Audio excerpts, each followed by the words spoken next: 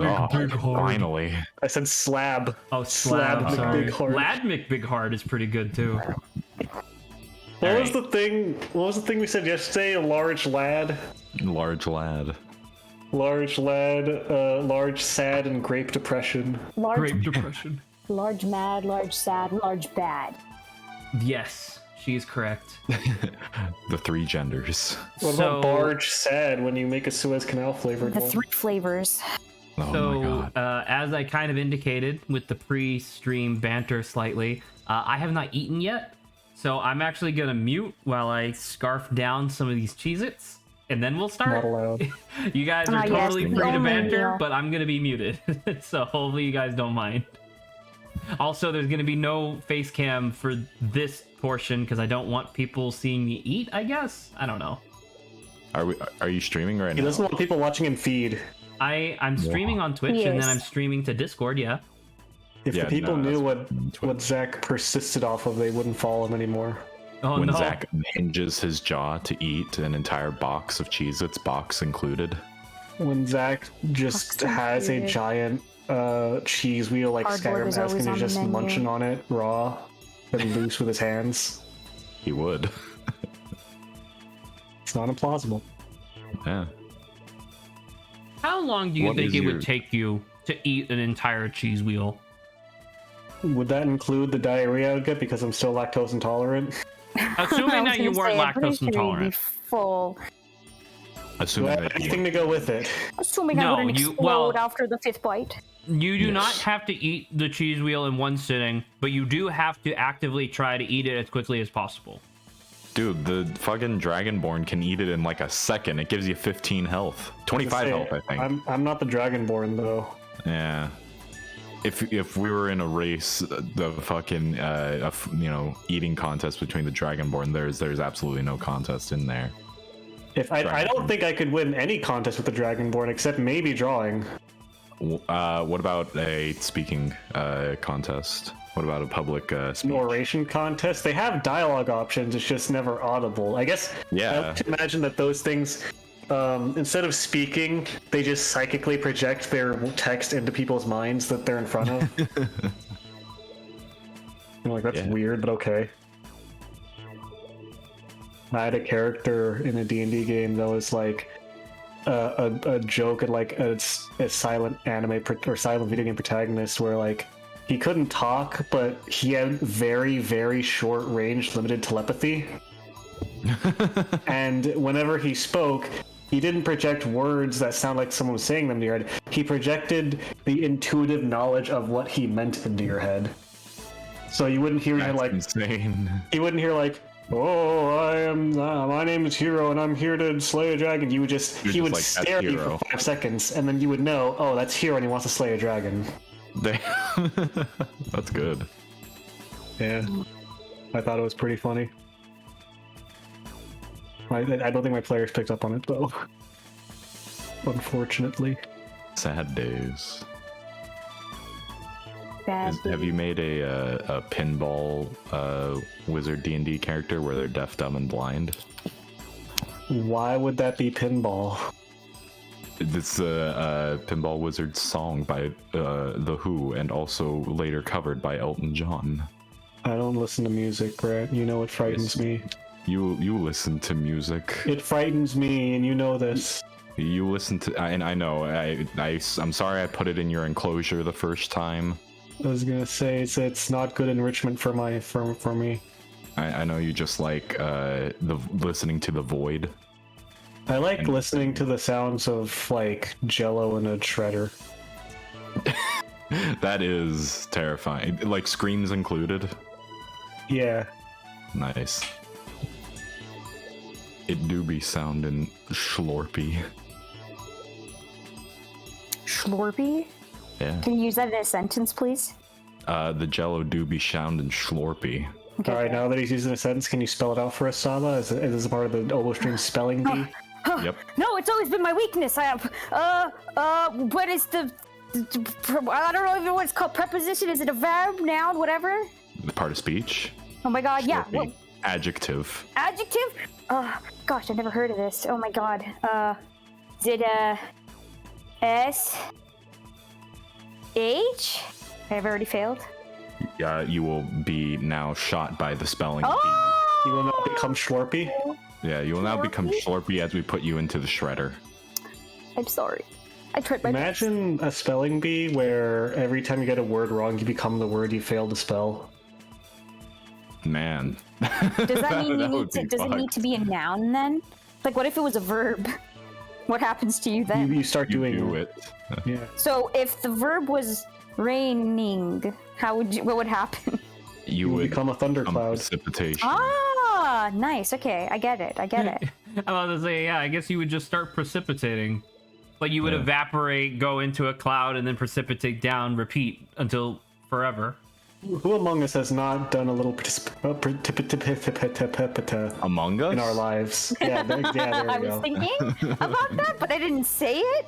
I need to be more courageous, man. Possibility of Precipitation is my favorite game that we've played on stream that Zach introduced me to. Risk of rain, ha ha ha. Anyway, Funny joke. Oh my god, I got a little bamboozled. I got a little confused and stunned when I had one of my students in special ed. flashbang Lit- you. Yeah, no, when they legitimately didn't know what the word risk meant. Really? Yeah, straight up, she did not know what the word risk meant, and I had explained the concept of danger and risk to her. Oh. You Well, wanna tell me the same thing? Tell me what You you don't know how what risk you means, explained it. Sama? No, You- Sa- Let Saba me doesn't know how you explained it to her so I can understand your teaching. Well, I looked for I looked through her internal dictionary for a bunch of synonyms until I could find that she knew what danger meant, and then I just used that. Okay, so you went through the synonym instead of being like risk, It is verb, difficult. noun, whatever it is. Verb. It is Noun, whatever it is quite difficult to explain a very simple word. I think if the concept is so basic that it's taken for granted sometimes. How do you explain fruit, Adrian? I would explain it as the oftentimes edible reproductive organ of a lot of plants. Nice, you passed. Good Can job, I- Adrian. can I You ask got a question? 100 out of 100. Because Saba kind of said this. Saba was like, risk is like a noun, or blah blah blah, whatever, and she said verb. Is it? Can it? Isn't Yeah, it a you can verb? risk something. Yeah, Yeah, you you can. risk be. it, right? Yeah, you can risk something. That's why it's such a confusing word. So it is. Yeah, so it that's is why a I- verb as well. Yeah, that's why I was like, oh yeah, you're right. Oh, that's cool. Yeah. Like it is. What do you say? It's a risk. Is that also like an risky? Is an Like- adjective. When Zach unmutes, he's risking the chance of us hearing him chew Ah, yes. his delicious ASMR. The Cheez-Its. Yeah, cheese it ASMR. If he unmutes, you just suddenly hear cheese. That's what they sound like. Yes, the God. whispering flavor of cheese. It's my favorite. Yeah. Yeah. I wanna circle back to the cheese wheel question a little bit. You get one advantage in the cheese wheel eating contest. It's the four of us. Over Skyrim guy. The four of us working suddenly team together. up. It's the four. I think It's the Zach- four of us. I We're hate all to say, we are in a contest to eat a cheese wheel the fastest. Your one Together or advantage separately? is that you get to pick what kind of cheese it is. Cheddar. oh, I was gonna say I thought we were all on the same team, but if we're competing against each other, then yeah. Wait. no. Feta. Mozzarella. Mozzarella. It's Havarti. Colby Jack? those are cheeses. And I elect it to be a non-dairy cheese substitute of some sort, so I don't have horrible diarrhea. As long It's as in fact cheese. extra dairy cheese. I thought you weren't No. lactose intolerant in this scenario. We have injected even more lactose into it. What is it called? Lactate? That's the stuff that stops it. Probably a mellow white cheese of some Ah. sort. Mozzarella. Mozzarella. No, because mozzarella at room temperature is like. Are you it's, talking it's, about like can be wet real- mozzarella it's real or like or stretchy. fresh mozzarella or like dry? Fresh. Ah, he wants to get that slurp up in It's oh yeah, you know me. It's soft. It'll be easier to chew than like a hard cheese. I'm there. Okay, for a imagining like second then, I thought you were going to say it'd be easier to swallow it, and I You was know just what? like, Ew. oh, you know what, no. Grant, you have a point. I was thinking of cheese stick mozzarella, where it's like No. it's like rubbery, and you can like it's like a slingshot rubber. You can like pull it back and flip it at someone real hard. Where it's a weapon. When where it's I- what Yeah, Von this Pharma is- uses in court. This is projection of me having really bad mozzarella sticks recently. Damn. When I Not when just I like- asked the question about what flavor would you want, I realized that because wait, did I say flavor or type? What I type don't of know. cheese? I said what Type type. of cheese, I Okay, think. so because what I was gonna say was that I was gonna say Swiss cheese because there's literally less cheese per wheel. Oh shit. Wait. But then all of you no. guys started talking about the flavors and stuff, and Grant was like, "Well, mozzarella's soft," and I was like, "I guess these all make sense." Yeah. Were you trying to gotcha us, or be like, you guys are idiots? Pick the one that doesn't have as much mass, and then No, just like, I was, no, like You got the I five-star thought cheese? everybody was gonna come to the same conclusion. I thought people were gonna be like, "Yeah, Swiss cheese," because it's like less cheese per wheel. But then nah, everybody was like, I would go for like Kobe Jack because it sucks. Wait, which one was It's Colby fine. Jack? for What did you the hardest to eat cheese that makes me reviled the most. I want Oh, Colby Jack, yeah, the one cheese. that's like white and All right. orange, yeah. Instead Colby's of eating, and this is gonna be it because I'm about to finish my Cheez-Its, so we can go back to Pikmin. You have to rehinge your jaw. You do not have to eat one cheese wheel. You have to eat 3 1/3 size cheese wheels. Why does the Each size of matter? us, Can we choose? each of us has to choose which type of cheese all of our opponents are gonna have to eat. So, like for example, I choose pepper jack, and I place a 1/3 size cheese wheel in front of each of you. I would like to tap 1/3 size cheese wheel Alright. and play cheese wheel monster. I'm gonna put I'm gonna play a cheese wheeled land card. I'm gonna can put I- a specific type of goat cheese in front of y'all. I would say blue cheese and put that in front of you guys. Oh, I hate blue cheese. Yes. Blue cheese is okay. It's just it sometimes too ruins- strong. It has like- ruined so many salads I've had. You gotta like have it in you gotta like sprinkle it evenly. No big chunks, just sprinkle it. What's Big old the chunk of Grant? What's the cheese. really stinky cheese that Camembert. Plag? Camembert. Yeah, Camembert. Camembert. The one that Camembert. Plag really likes from Oh, yeah, let's Yeah. Miraculous Ladybug. I don't know. I actually haven't witnessed course they or would like beheld cheese a of camembert French. before in reality, so I don't Apparently, know. it how really good or does bad it smell like shit. is. Yeah, but yeah, man, but the the one physical cheese manifestation I, of destruction really likes it. That's true. the one That's cheese I just I can't eat is goat cheese. Do you guys chill with goat cheese? I think it's fine. I will say, I actually, on the topic of Ladybug, I actually watched a few episodes of it while I was doing my babysitting job from God, like don't get last year. stuck in it. Don't get stuck in it, Adrian. I won't because I don't Not like the fun yet. I don't like the Good. show. I think it's kind of boring. It's really Adrian, fun. come over and watch Ladybug in this definitely not glue trap I've set out for you. What? I'm just saying, I definitely think it's like a CV universe where it's like it's kind of like for kids, but it misses the mark for me in that I don't find nearly as much enjoyment from it. Fair That's enough. okay, It's good though. I guess. but it's gotten annoying. I will say, you can only what is it? Square? What? Is it a square? What? What the Is it a fuck are you triangle? Is it a talking square? about? I don't know what love formation they have, but it gets annoying after a while when literally there is no progression. Oh, You know, okay, yes. Grant and I can both agree with that because we had like an hour-long discussion about how frustrating the romantic Discussions. sub-arcs are. you know what I will say is also annoying about having no progression? The fact that I had to watch the 3 same episodes of videotaped over repeatedly. So that might have colored my view on it. I was like, never heard of shit. Every time I go over and watch an episode, it's the same episode, nothing changes. I don't get it. You get there, I don't it's only two- understand. Every single episode is just the same 2 plots over and over again. And then the kids that was watching it were fucking glued to the screen and really loved it. Every Hey, single listen, It's just the Mr. story. Pigeon is having a bad day again. Leave The him one alone. if I'm not mistaken, the two that I watched were like, there was one where they were like fighters in a video game, and there was like a bunch of, they were like, it was like they were eliminating each other's characters or something, where they had to like play as villains from other episodes that I didn't know about, and they're like, That was a really it's fun too episode. much. One. Everything is it's too long. I didn't get any of the context, so it was lost on me. I feel like. something to happen. And I'm then the other tired of one. it.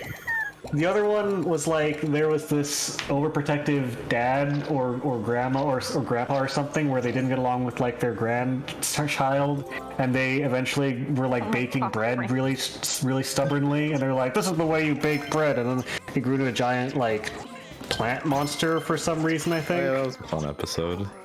These are all fun episodes. Yeah. I thought it was meh. The show is really funny if you're not a curmudgeon. If you're not a Scrooge. I didn't enjoy it. Is all I'm gonna say. Yeah, I thought it was kind of, yeah. totally fine. You're allowed to be wrong. I'm just yanking your chain, obviously. Yeah, it's like it's weird because I think like everyone, it's like even though we like it, it's just we also dislike it at the same time because of I mean, I where wish it's led us. that the romantic subplot would make any progress whatsoever instead of kind of making progress every couple episodes. and then juking you because they're like, this was a dream or alternate reality where it almost happened like this, but it didn't Yes. actually happen. Like, Gotcha. obviously, I wish that they weren't. Yeah, I got you. Obviously, I wish that they didn't do that, but because they did, just because they did doesn't, like, I don't know. In my opinion, it doesn't detract from the rest of the stuff that the show does really well. Oh, I will say, one other episode that I thought was really weird was the one where, like, they were in a band, which I didn't know in any of the other two episodes that I watched. And apparently it was all about, like, stealing music and music fraud and artistic, like pirate, or what's the word, plagiarism? Was the villain a rock star with an alligator for a pet? Does that sound familiar? Or was it a witch? No. Or was it a witch on a pirate ship? I don't remember, but it was some big like corporate guy who was like stealing recordings and then like selling the music off to like the performers, and then the guy was like, "You're stealing our music," and then something happened, and I was bored out of my mind because I was trying to take care of two kids that were very, very annoying. I'm about to say, I feel like that was a contributing factor, baby. What you guys telling me that whenever you watch Ladybug, you don't have to take care of two like 150-pound kids each that are hyperactive and fed junk food all day, who have several mental disabilities? I mean, his name is make Grant, but no. Oh! Ouch. Wow. That was when I was a lot lighter. Oh my god. Oh my god. These kids were like at least 150 pounds, probably 200 pounds, and they were like 7 and 8. Oh no. That's very unhealthy. Yes. And even though they weren't exactly healthy, that much mass moving is a lot of momentum. Yeah. His name is Zach. Where are you going with all that mass? Mass times something brave. equals velocity. Damn. Oh, same. ouch. Let's go. Same, let's go. Let's go. Let's go. Fucking pog, Just dude. run to a cemetery. Fucking chog pamp. Finally. Okay. So how Well, many, I'm missions gonna do we try have to left? make my way through this game, not exactly as Pick 'em quickly away. as possible, but I did indicate in chat that I was initially having a lot of difficulty getting Zoo Tycoon working with OBS because obviously a game from 2001 didn't like it.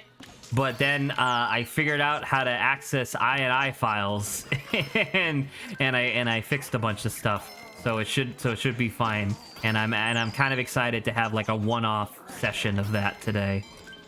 Yay.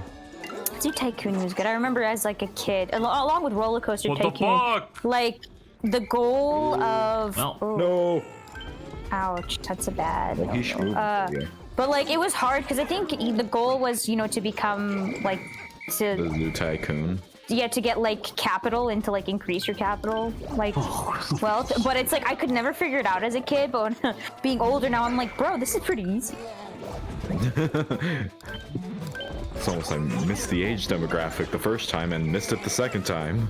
It's okay. I strived to be the tycoon always.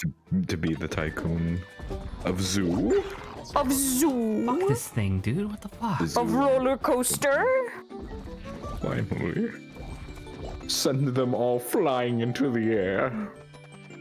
Yes. Send them all flying. It was because I talked about it in a previous banter topic, but it was kind of a little rough finding like Zoo Tycoon 1 available like somewhere online. Because it's so old that they don't sell it, obviously. But then a lot of people that do try to that do sell it are doing so as a scam, because there are tons of sites where you can just download it for free. You just have to figure out how to install it manually because you don't have the installer like you did with the disc, right? But I was trying to look up, like, you know, how do I do this? How do I do that? And all the guides that I found were for Zoo Tycoon 2. And I'm like, Zoo Tycoon 2 is a pretty fun game. Like, it's still fun. I still have a good time with it. But, like, you know, Zoo Tycoon 1 is my baby. That's what I grew up with. And it's like, all the people online are like, hey, can I, does anybody know where I can find a download file to the fucking red reindeer that they did as a like Christmas thing 1 year? I want to say it was like in 2003 or something like that. They came out with this special red reindeer with a glowing nose that you could have in your park. I think I remember that. Yeah, well, because it was just an update. You just got it for free if you had the game during that period of time, right? And so it was like, you know, a lot of people looking it up, and a lot of people are like, nah, it's literally just gone. No one like saved it. No one has it. No one, like, there are probably people with like their computers from, you know, way back then that do have it, but they don't realize that people don't have it online. So it was just, I don't know. It was just this really weird thing where people were like, well, I figured out how to activate the Yeti, but I don't know how to get a reindeer no more. And it's like, also, for information, those that have that guy are actually hoarding them and laughing as no one else has access to them. So. I knew it. I do be like I that knew it sometimes. would be like this. It's Adrian. Yeah, someone who's never played Zoo Tycoon in his life. Yeah. I got it, and I got the thing, and I literally opened the game just to get the just to get that little thing, and then I closed and never played again. And I was like, this will infuriate someone later. There's a I do be like that. there's a game company that's essentially doing modern variations of the Zoo Tycoon type games and whatnot, but they're splitting them into like 3 separate titles. So instead of it being like Zoo Tycoon, which has the dinosaur digs and is it Planet Zoo? Is that what you're talking about? Is that yes, the new thing? that is the well, that's not the name of the company, but yes, you're correct. Those are the people that are doing it. And I, on one hand, totally cool. Like, I'm super cool with it. I'm really glad. I'm glad that they're releasing. I think it's like it's not Jurassic Park, but it has like a very similar name, obviously. But they're releasing that soon, and I'm really excited for it because it's like, man, I fucking love dinosaur digs from Zoo Tycoon. I can't wait to test it out. But at the same time, it's like it is like $40. No, sorry, it's 50. It's $50 for, because they're 3 different games that all just so happen to like talk with each other when you play them. So is there like a marine one? They're coming out with the marine one relatively soon. You know what I mean? Like they just finished Planet Zoo, and now they're doing the dinosaur one, and then they're gonna do the marine one after that. Okay. So, why was Marine Mania your bag? No, I also had that too. Or sup of tea, if you will. Like, there was a marine thing. I thought it was attached to Zoo Tycoon though. Yes, it was an expansion for Zoo Tycoon. Yes, there was Zoo Tycoon, Dinosaur Digs, Marine Mania. Though the Dinosaur Digs and Marine Mania were DLCs, and they were both extremely good. Marine Mania was a lot of fun, but it was mostly fun because, or like the main reason why people used Marine Mania stuff, because there are people who do like speed runs and stuff like that. It's really funny to watch those videos now, but there are people who do speed runs, and the only thing they like from Marine Mania is that you can do this like research quest to get a mermaid statue, and then if you put the mermaid statue in a tank, the statue breaks apart and a mermaid comes out. You get a mermaid that you can have as a thing in your zoo, which is a little fucked up when you think about it. But anyway, that's a person. Well, not only is it a person, it does have voice lines. They're unintelligible, but it's talking just like anybody else in your park does. And then I guess you also saved the mermaid if it was trapped in a statue. It was trapped in a statue, so I guess that's how it works. And now it's trapped in your theme park. And now it's trapped in my theme park. But it's particularly advantageous because if you do that and the mermaid is happy enough, every once in a while the mermaid will sing, like Ariel. You know what I mean? Ariel from The Little Mermaid. And it raises the entire satisfaction and happiness level of every visitor in your park by a certain percentage. So your park can be complete dog shit, but if you have like 4 or 5 mermaids in one tank and making sure that the tank is really good, they will single-handedly make sure everybody in the park is happy. Even if it's covered in vomit and trash and all this other nonsense. It's really funny. Anyway, that's me yammering about Zoo Tycoon, which I will be doing again later. I need to reset this. I did terrible today. On an unrelated note, I am currently trying to figure out how to draw furry legs facing straight forward. I'm referencing ancient documents from 2013 that the old scholars of ages long past first discovered and described. From 2013, yes. From 2013. Listen, back in the day, those guys were pretty intense, and they still are now. They should stop. No, they absolutely shouldn't. They are a massive economy on the internet. Okay, they should continue. I was gonna say, that'd be like saying everyone that makes luxury watches should stop. I mean, we don't need luxury watches. We do need furry art, though. True. That's what I've been saying for years. Furry art is like the secret ascendant part of the triangle of Maslow's hierarchy of needs. Like when you take the triangle and you turn it slightly, like, because it's not just a triangle, it's actually a triangular pyramid. It's 3D, so you turn it and the rest is furry art. Yeah. Yeah. The other two, like, like, cause you know how like one side of the triangular pyramid is just on the ground so you can't see it? The two other sides of the pyramid that you can't see are big titty goth GF and furry art. True. God. Honestly, it goes unrecognized as much as, like, you know, the others, but love, shelter, food. Come on, who the fuck needs any of that? Water, yeah, okay. If you need food to survive and you can't just subsist off big titty goth GF, I don't want to talk to you. You do not belong in society. You say that as my stomach rumbles. You are weak, snub. I've been saying that for years. Oh no. As I waste away. It just disappears. Come on, lads. There's so many of you. Just pick someone. So on this triangular pyramid, one side says Maslow's hierarchy, one side is furry art, one side is big titty goth GF. What's the bottom face? I don't know. That's a good question. Because it has to be so non-significant that you don't ever need to look at it. But it is the foundation of the whole thing. Without it, it wouldn't be a triangular pyramid. It would be a triangular cone. I guess it'd be a triangular cone because it just wouldn't have a side.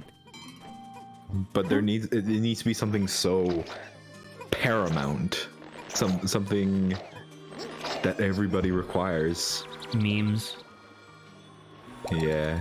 I'm gonna put soup. Did you say soup? Yeah, soup. Yeah. People do be needing soup. My niece the other day, she made, just like, stovetop ramen, nothing terribly special, but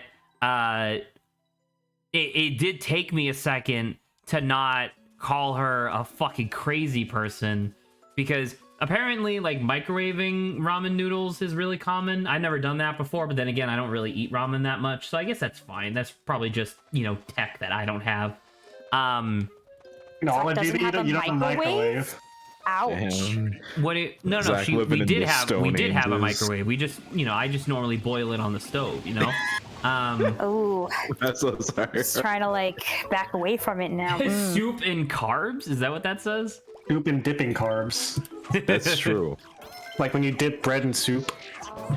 That's really good, Adrian. That's really funny. Have any of you guys actually had like, what is it, a grilled cheese with like a tomato bisque? That's the classic Yeah. on the commercials, but I've never had that. I've never had that either. I Yeah. used still to like have those that when ones. I was sick. It was great. I used to have beef congee when I was sick. Beef congee. Large, but for If I hated myself enough to actually drink it, my mom would make tea with honey and then lime And lime? juice. Yeah, I think. Ooh.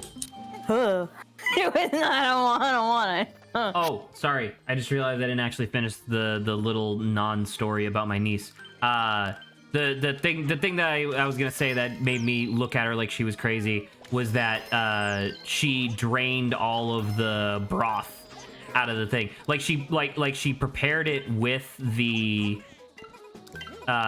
sauce packet or whatever, like the powder in the water, and then still just dumped the water into the sink. Oh. Wow. And I was like, why? And she was like, well, I don't like the way that it tastes. I like the way that it makes the noodles taste.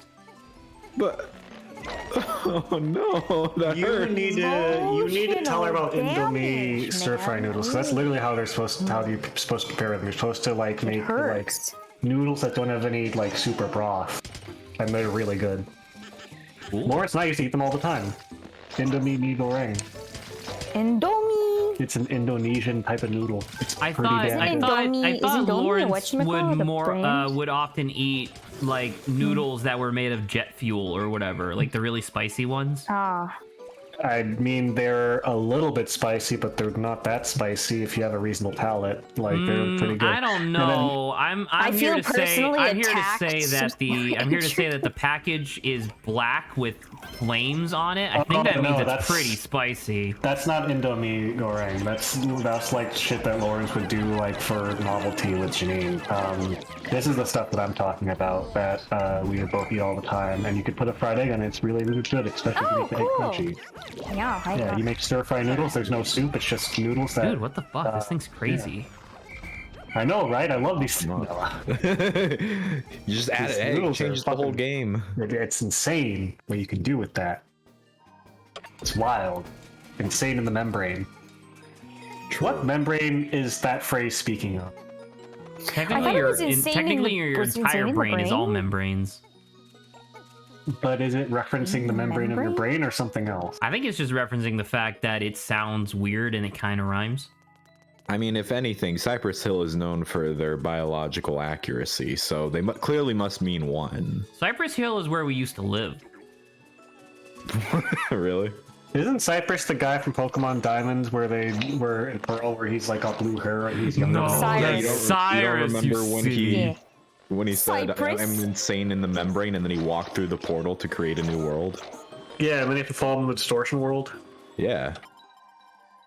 Man, the Pokemon's distortion crazy, world was man. cool as fuck. The distortion world Cyrus- could have been a lot cooler if, they were able to figure out how to get they weren't 3D to cowards. work on the DS.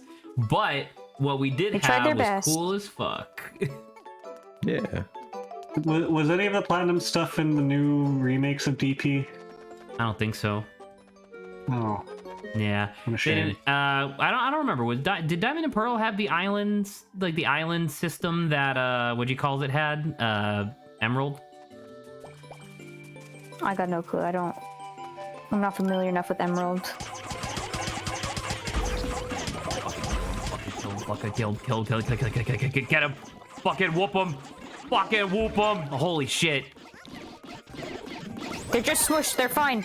That big guy, the other guy though, I don't know about that. That seems bad. Yeah, but the black ones are apparently immune to fucking crush damage, so they should be fine. I just need to shoot faster. That's all. Oh my god, it has a butt. Kill him faster. Oh. He has like a tuchus. No jokes up. Who doesn't though? Who among us does not have a toothpaste? Among us? Fucking- you can't set up your own joke like that. I didn't realize it. Okay, a specter possessed me when they said Among Us. I'm not the one who said Adrian Among Us. didn't It was even the realize ghost. he was the one who said it. He was just like, It's like some imposter took hold of me and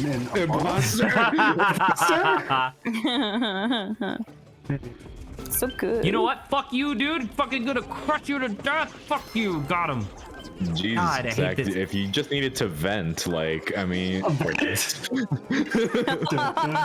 the stream now. This is what we're This is gonna the do with the best, stream, Zach. the best Sorry. I thing hope ever. not. Sorry, but you have no say. We're just going to do I this for have the no stream. say. yeah.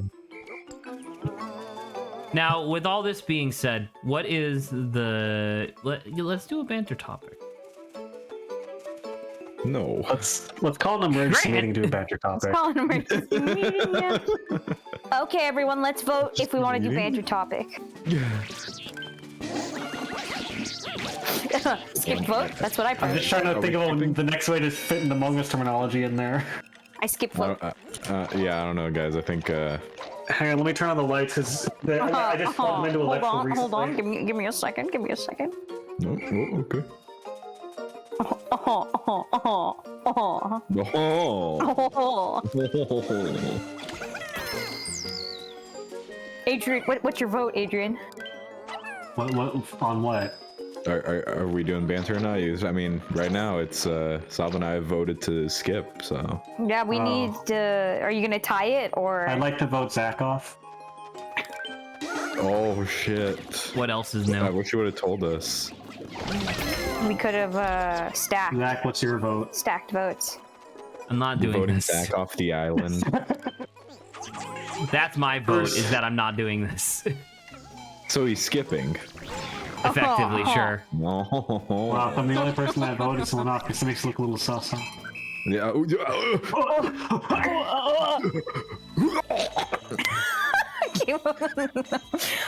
He's just been Anyway. silenced, guys. Revote.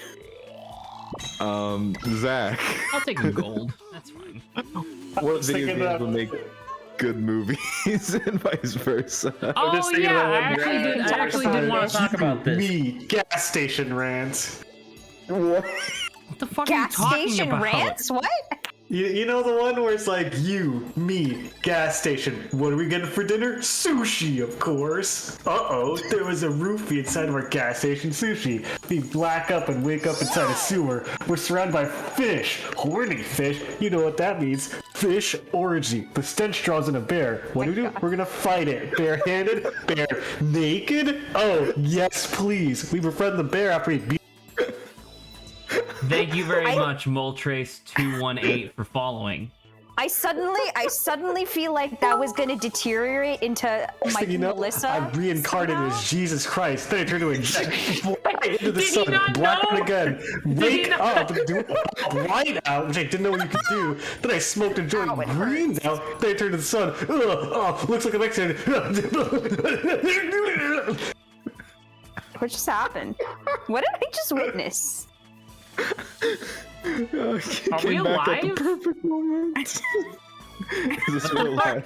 Thank you very much for the 5 bits, Moltres. I really appreciate that. I have no fucking idea what the fuck just happened with Adrian. I'm assuming he's still with us. He might have died. He was busy Going to the gas station. going to the gas station. Like, Adrian was just like, hey, you guys know about blank? And I'm like, no, what is that? And then he just went off. Tired, yeah. Now he's gotten sushi. Oh, good for him. Yeah. Seems like a pretty good deal. Oh my god, dude. Crazy. Anyways, movie, game, video. Yeah, that's all I wanted to. That's all I wanted to game. talk about because it was Jesse's topic, but you know he doesn't show up, so it's like I wanted to bring it up of like what video games do you think would actually make good movies? Like, what do you think would make a good basis for movies, and what movies would make good video games? Saba's fucking first answer to this. I'm incompetent. I can't answer this question. Saba's first answer to this was Resident Evil would make a good movie. I said series. I said series, not movie. It is a movie series too. There you go. They did a good job. They made it. No, they didn't. No, they didn't. They're terrible, Saba. The idea of it being real is a good idea. Their execution is not my fault. The idea is good. Jordan Vogt is working and is trying to sell a Metal Gear Solid movie for the past years, and I am fucking waiting for it. I want it so bad. I don't know if a Metal Gear movie would be good. Please go ahead. Discuss it would. Because I can't help you. I can't help anyone in this conversation. I need you to explain to me exactly how a Metal Gear movie would function, I guess. Otacon and Snake have sex. Otacon and Snake have sex.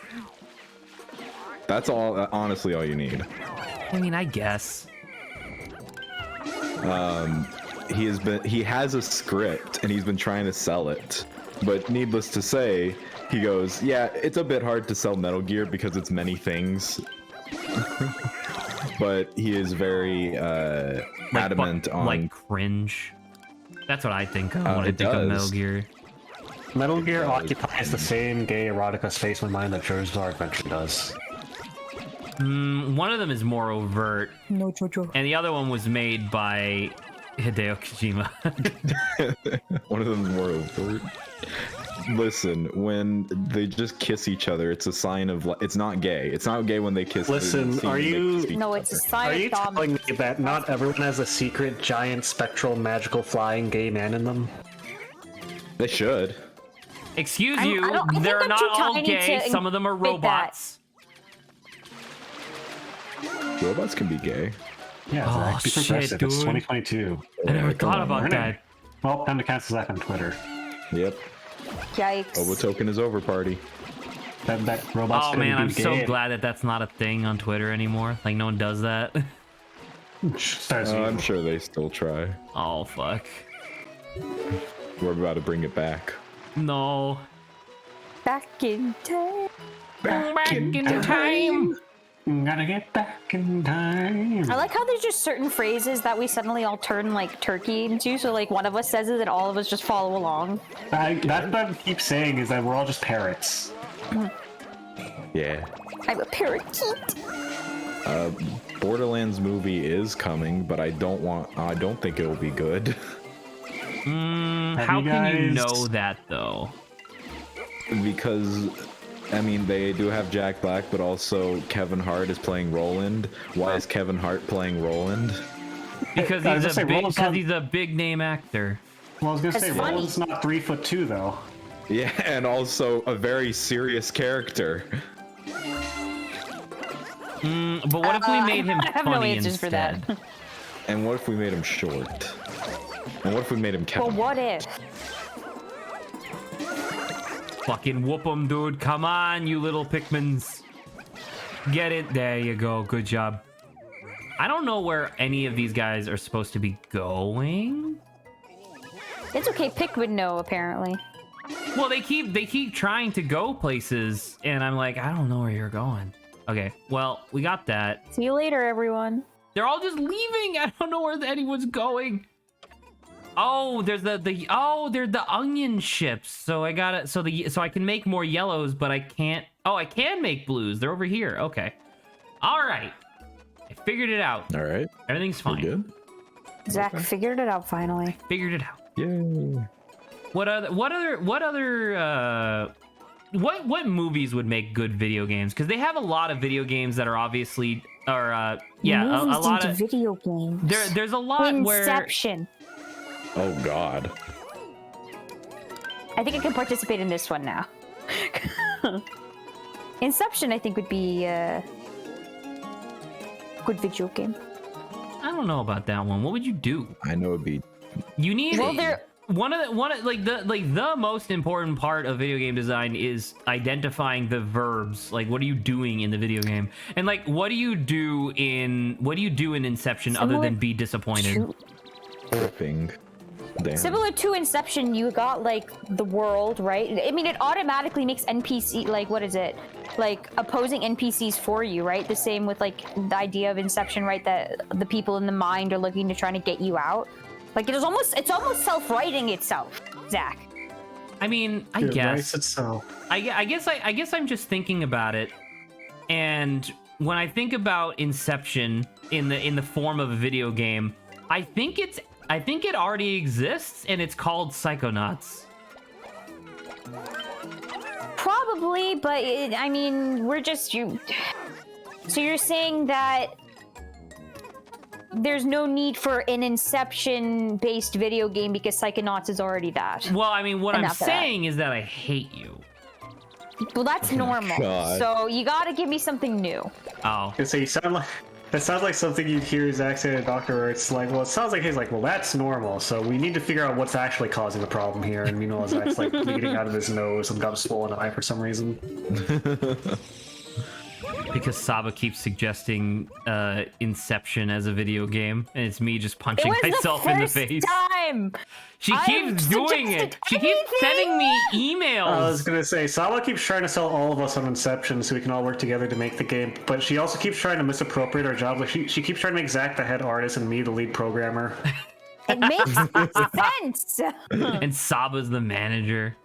It's all supposed to be because like Inception's supposed to mess with your minds. We're supposed to expand our roles, but I have no idea how to code in literally any language. English. I'm about to say I know how to code in Spanish. Must be Does that hard. count? No. Man, this level's Let's see, tough. what other movies? I don't know where anything is. I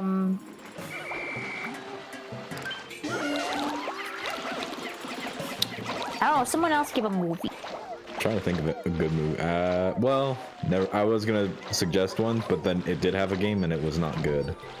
There's Just tell a lot me of so I movie can know. tie-in games that are just inherently bad.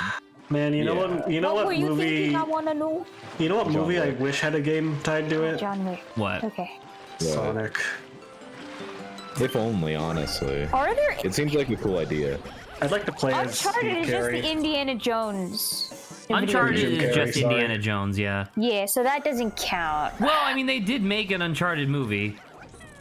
They made yeah, 'cause Lego it's just Indiana like- Jones. There's one thing to like be like, well, Uncharted is just Indiana Jones, right? But then there's also like the, but I would have loved to play as Indiana Jones, you know? They do Yeah, have an Lego Indiana Jones Indiana video game. Jones. They actually have 4. No, I'm. Are you many counting Lego Indiana examples, Jones in there? I was just counting the Tomb of the King or whatever it was called. Unknown Soldier. Tomb of the Unknown King. Yeah. Now that's that just a one. Dark Souls game. With Dark Souls? Or wait. No, I'm not gonna say anything. He may exist already. I can't disappoint myself What's again. the Dark Souls of movies? Citizen Kane. Oh, okay. Would I think I talked Identity be about a it good video game? I think I talked about it It had to before, be but like I game. tried to watch Citizen I did? Kane once, and I had a really tough time. It was very boring. He's just trying to get his citizenship. That's what the movie's about, right? No. Yeah, I knew it. He just wants to be a citizen.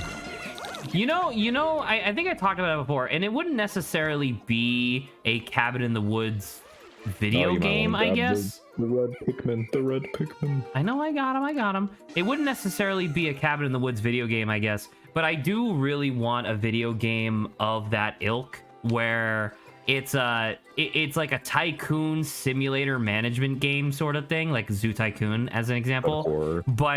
But it's all like, yeah, horror monsters and like terrifying anomalies and stuff like that. I think that'd be He really just wants cool. SCP. Well, I want like I've taught well because there was a Kickstarter game called Lobotomy Incorporated, which pitched itself as like SCP but a management sim.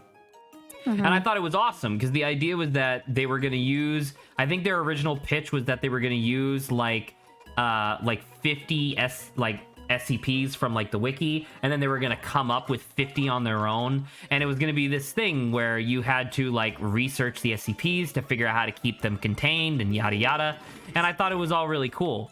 But then as things happen with projects, the development just kind of went south. Not that the game ended up being bad, but they ended up like just rescinding a bunch of their promises. And the game that was eventually pitched was like, what is the name of that clay game? KLEI, by the way, not CLAY, but Don't Starve. yeah, no, but the one they made after that, Oxygen Not Included. Oh yes, Oxygen Not Included. They basically made Oxygen Not Included, Yes. but with less animation, and it has like DeviantArt edgy OCs as the monsters instead of like, you know, something that looked scary. I guess. So yeah, I don't know. I do still want that though.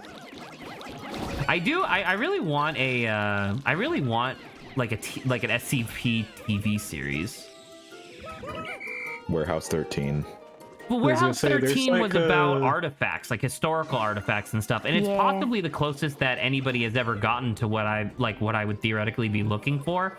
But you know, the SCPs have like an inherent like spoopiness to them that I can't think of another piece of media that really shares that. You know what I mean? I mean, there's it's not a TV show, but there's those YouTube videos those guys made about like tackling like a couple SCPs with like SWAT team or mobile task force, whatever's. I mean, they have tons of those videos because SCP is like super popular, and I really appreciate them, especially like the animated ones, because it takes so much time and effort to figure out. The animated ones got me into SCP like a couple months ago, where I just was watching those during my break. So yeah. Yeah, they're great. Little shorts, little bite-sized shorts that got me into the update on the lore of them, where I was like, oh, SCP lizard hard to destroy guy is really fucking annoying, and everyone keeps trying to kill him. He's really hard to destroy. He's really hard to destroy. It is kind of weird though, because as you would expect, I don't know why I just sent them in to get crushed. As you would probably expect from like things on the internet that get popular, there is a very annoying pattern that exists. Dude, this level's hard. I don't know what I'm doing. There's a really annoying thing that exists on the internet, surprise surprise, where a lot of the initial version of the SCP stories that were put onto the wiki were like mysterious and weird and scary because like your mind fills in the blanks that aren't written there, right? But then as the years go by, people have the right and the authority to write expanded lore on these creatures and anomalies and stuff. And it just becomes, I don't know. Like when you're able to like more accurately point your finger at like where this monster came from, what it does, what its limitations are, then it's not as scary, Like Grant, I don't know if Adrian knows about it, but like Grant, you remember the SCP where it's just like an AI and it would destroy the world, but it's stuck on like a fucking Commodore 64. Oh, yeah, that one's pretty good. Like that one's like really interesting, and I really like the idea because it's a really interesting exploration of like how an AI would try to convince you to let it out, right? It's literally the only thing you have to do. You just have to make sure you don't have any electronic devices that are connected to the internet in its room. That's it. That's all you have to do. But then there are so many expanded lore stories that are quote-unquote official canon where it's like, let's explore what happens if he did get out. And it's like, I find that way less interesting than just the concept of an AI trying to convince you to let it out. You know what I mean? I would much rather, like, I legitimately would much rather have... Do you guys know the Scarlet King? Do you remember that whole story thing in the SCP? I would rather have 1,000 milquetoast kind of boring new SCP entries versus one decently good Scarlet King story, because I'm sick and fucking tired of everybody like just taking everything and be like, oh, that's the Scarlet King. Oh, you know this anomaly that was like really scary and dangerous and really interesting? It was just the Scarlet King. It's like that one SpongeBob episode was like, Nosferatu. And it's like, oh, it's the Scarlet King again. I don't know. Yeah. But anyway, that's just me complaining about SCP stuff. Well, personally, I like the SCPs that are nice and that require almost no containment and they just hang out. But then, like, sometimes people do that. Like, there was one of them that legitimately, it was just a living teddy bear. That was just a nice thing. Like, it was just a nice guy. But it was during a period of time where they were experimenting with allowing people to edit each other's, like, entries, like SCP entries. And somebody got the authority to go through, and it's like, guess what? It's not like a cuddly, adorable teddy bear anymore. It actually harvests your organs and turns them into evil teddy bears. And it's like, oh, I think it's those are not good. separate teddy bears that are very similar. I guess they might have been separated There's after another that teddy. There's another experience. teddy bear that is a nice guy, where it just makes organs out of its own like felt and stuff like yeah, that. that's what I'm thinking of. Yeah. Yeah. And like I don't know. Like, I'm not necessarily gonna say like one is good and one is bad. I'm just saying like there's a lot of like SCP is supposed to be scary. A lot of them are, but I do really enjoy the ones where it's just like I think I talked about it before, but there's an SCP. It's my absolute favorite where it's just a lamp that when you take carbon dating to it, it exists before it was officially first manufactured, and there's no explanation as to why. And that's it. That's all it does. It's not like a magic lamp. It doesn't do anything else like that. It's just a regular lamp. Nothing else is anomalous about it, but the fact that it exists, it apparently is too old. And I think that's I think that's wonderful. My favorite one is the box that makes you procrastinate. But Grant, that one's fucked up because But like I people do that wrote naturally. people wrote extended lore for that one where it's like, oh, well, actually the reason why it does that is because inside is a world-ending entity who's sleeping and it's trying to make you mimetically ignore it.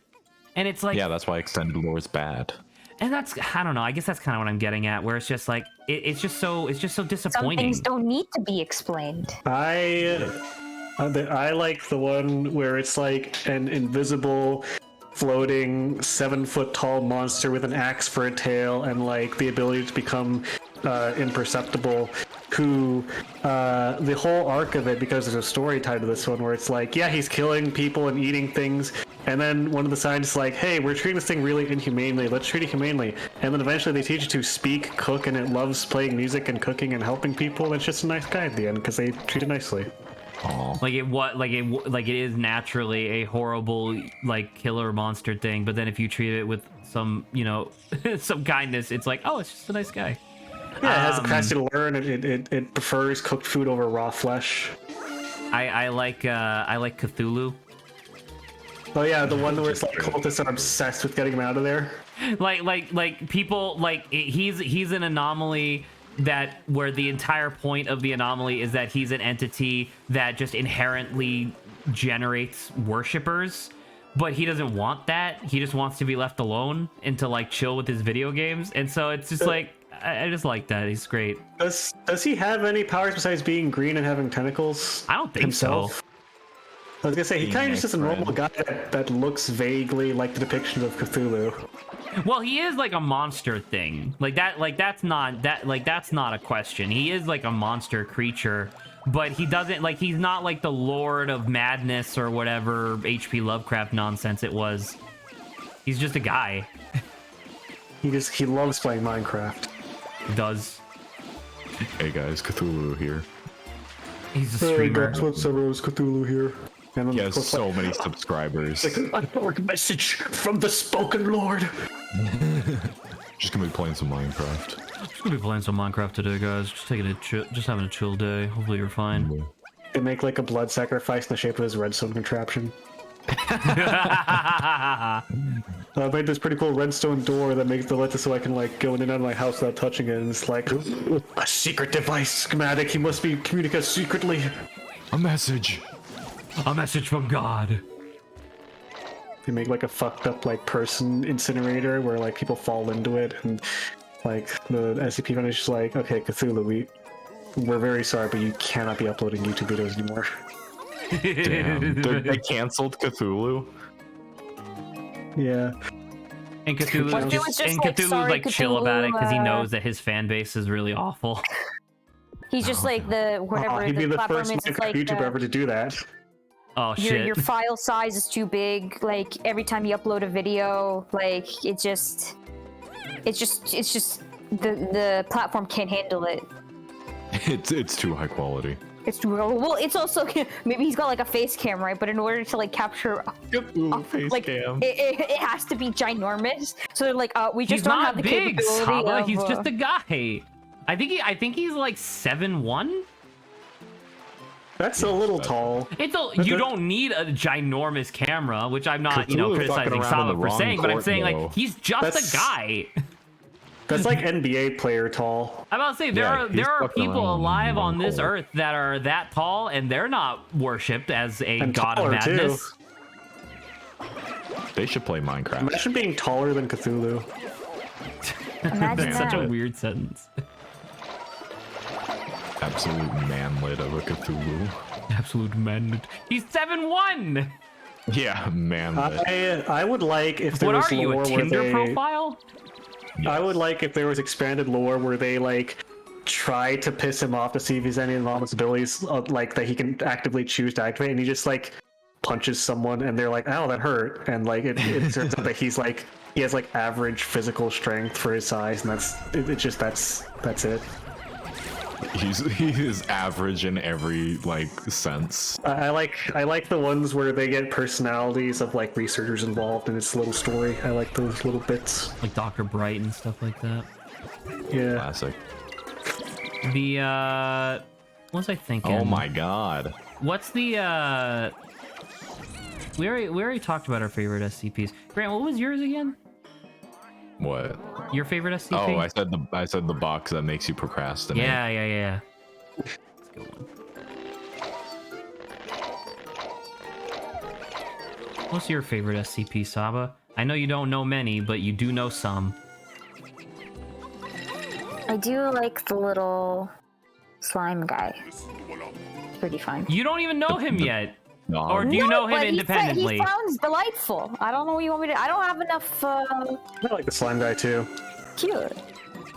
Once again, not to be that guy, but they did ruin the little peanut butter slime guy in the extended lore, because it turns out that he's actually the son of the Scarlet King, and he's destined to defeat his father on the day of reckoning, and this is real. I don't know what any of that stuff means. I'm just gonna Wow, see him as incredible. being a small slime boy who Extended lore. peanut butter.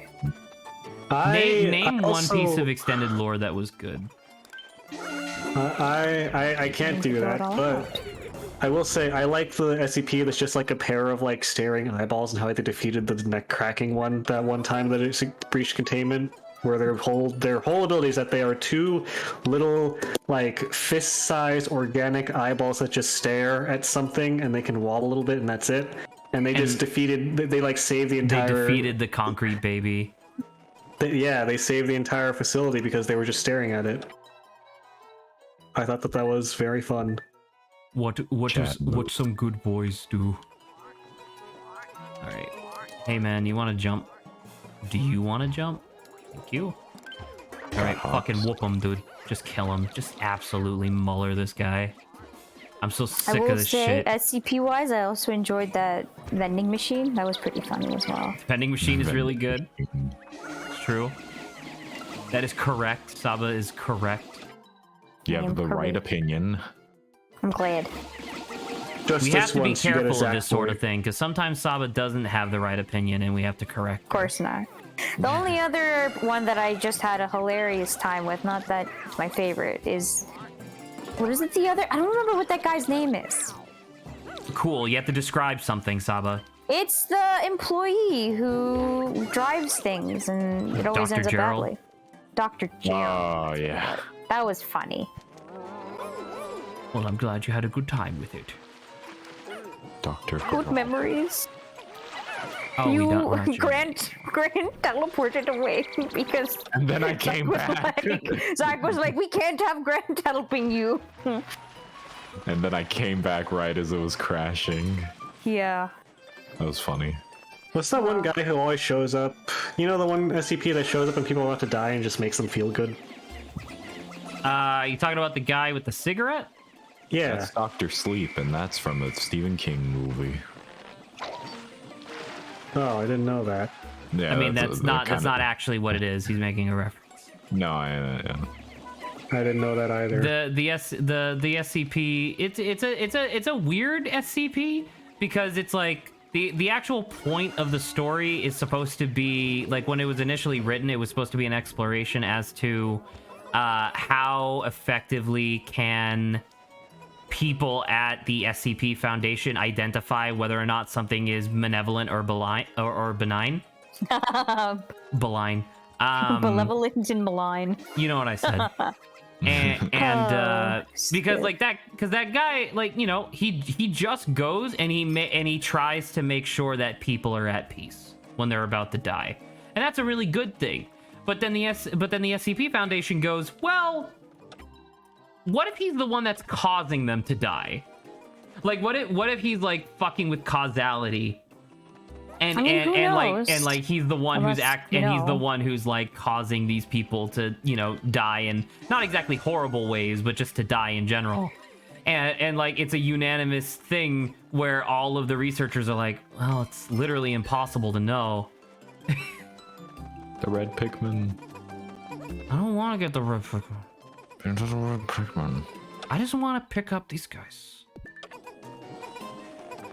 Because we need that bridge. I know we need that bridge. You got a minute. Who has a minute these days? Honestly. Well, you right now. Oh. Alright, I actually do need yellow Pikmin for this because there is an electric fence. Oh, shit. Well, alright. Well, this is bad. They're dead. You've killed them. Let's do this again. Fucking so much of Zoo Tycoon. I can't even beat the final level. Sure. Grant's gonna be gone right as I load up Zoo Tycoon. It's gonna be like, no, no, I need to see the zoo. The zoo. I gotta show off the Yetis and stuff, man. All right, we're back. Come on, Louis. We're back in it. Do you guys think exercise is like it only like it's like good when for the rest of the day you feel it? What are you talking about? Like you did your exercise, but then for the rest of the day you just kind of feel the little after effects of it. Like, is that good? Like, do you think that is optimal? No. I don't know about optimal, but I think it shows something. I mean, it depends how bad you're feeling. Well, it's kind of like, what extent do you need to like work out to feel like you've actually worked out instead of just like, I moved my body a little bit. I stood up. I stood up and I broke all of my legs. Oh my god, all of them, even my spares. I don't know. I mean, usually, I feel like if you do feel the effects for the rest of the day, that's pretty good. But then again, I usually work out at night, so. Okay, well, that's, yeah, the duration doesn't matter. Duration doesn't matter, just as long as you, like, feel it, like, after you finished. No, I don't know. I feel like that's pretty good, then. Okay. You know, you should, it means you worked hard. But if you're, like, done and you're like, I'm gonna throw up and kill myself, then probably not. Reminds me of high school, where the girls who never used to run were incentivized to run the mile, and then afterwards they were coughing up blood, because... Jesus Christ. Because they never actually tried before. That is not good. Personal favorite exercise take that I think is the most hilarious is Donald Trump's, where he thinks that exercising will drain years off your life to bolster your current body. Oh. Where he thinks that exercise like drains your life force. Damn.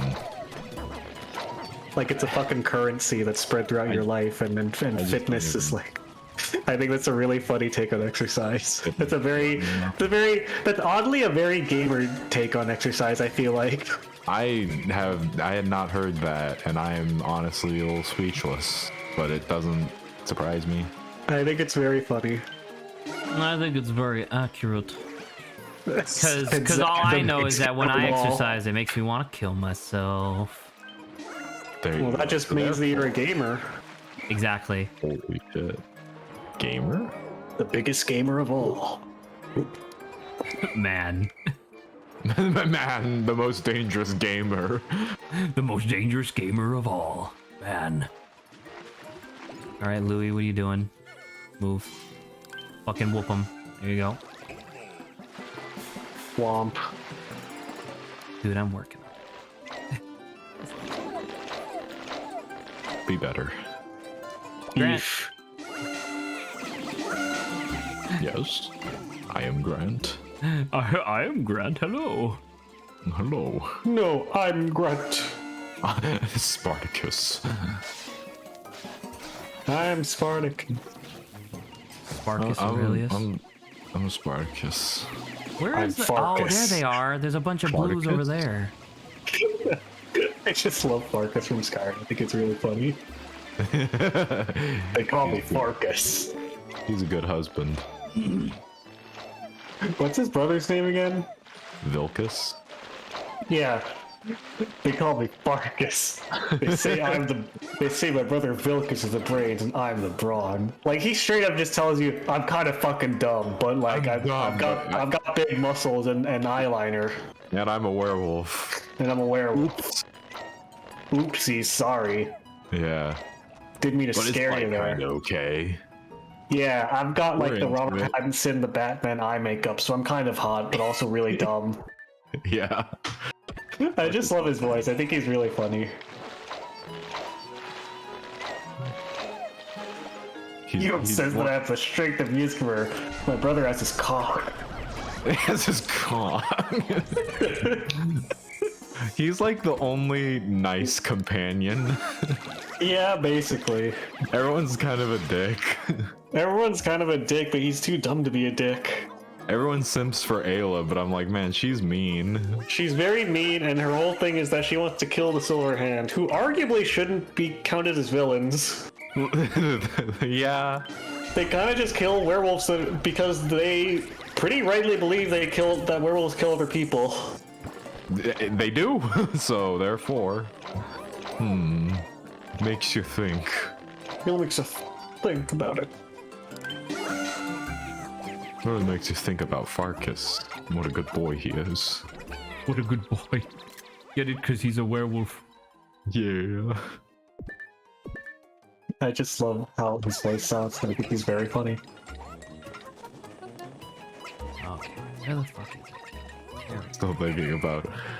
My brother says I have the strength of Ysgramor. Is that what I have his cock or whatever?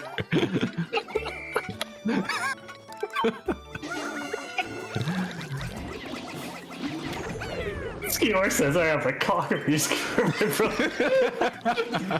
my brother. My brother has his balls.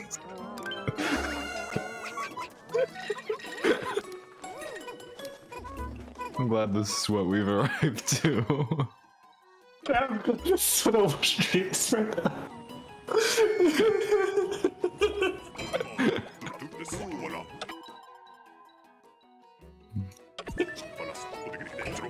Anyways, Zach, how do we make baseball interesting?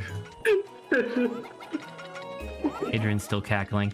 Aside from adding Farkas. So I was having a conversation with some of my family members the other day because we were talking about how my brother likes baseball, but he hates watching baseball. He likes watching baseball highlights. And we were discussing, like, why is that? Like, why is baseball a horrible spectator sport, but still conceptually kind of fun?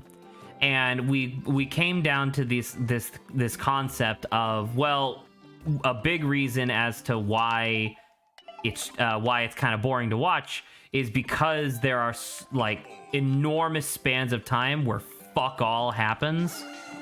Because it's like you hit the ball with the baseball bat, and that's all big and exciting, right?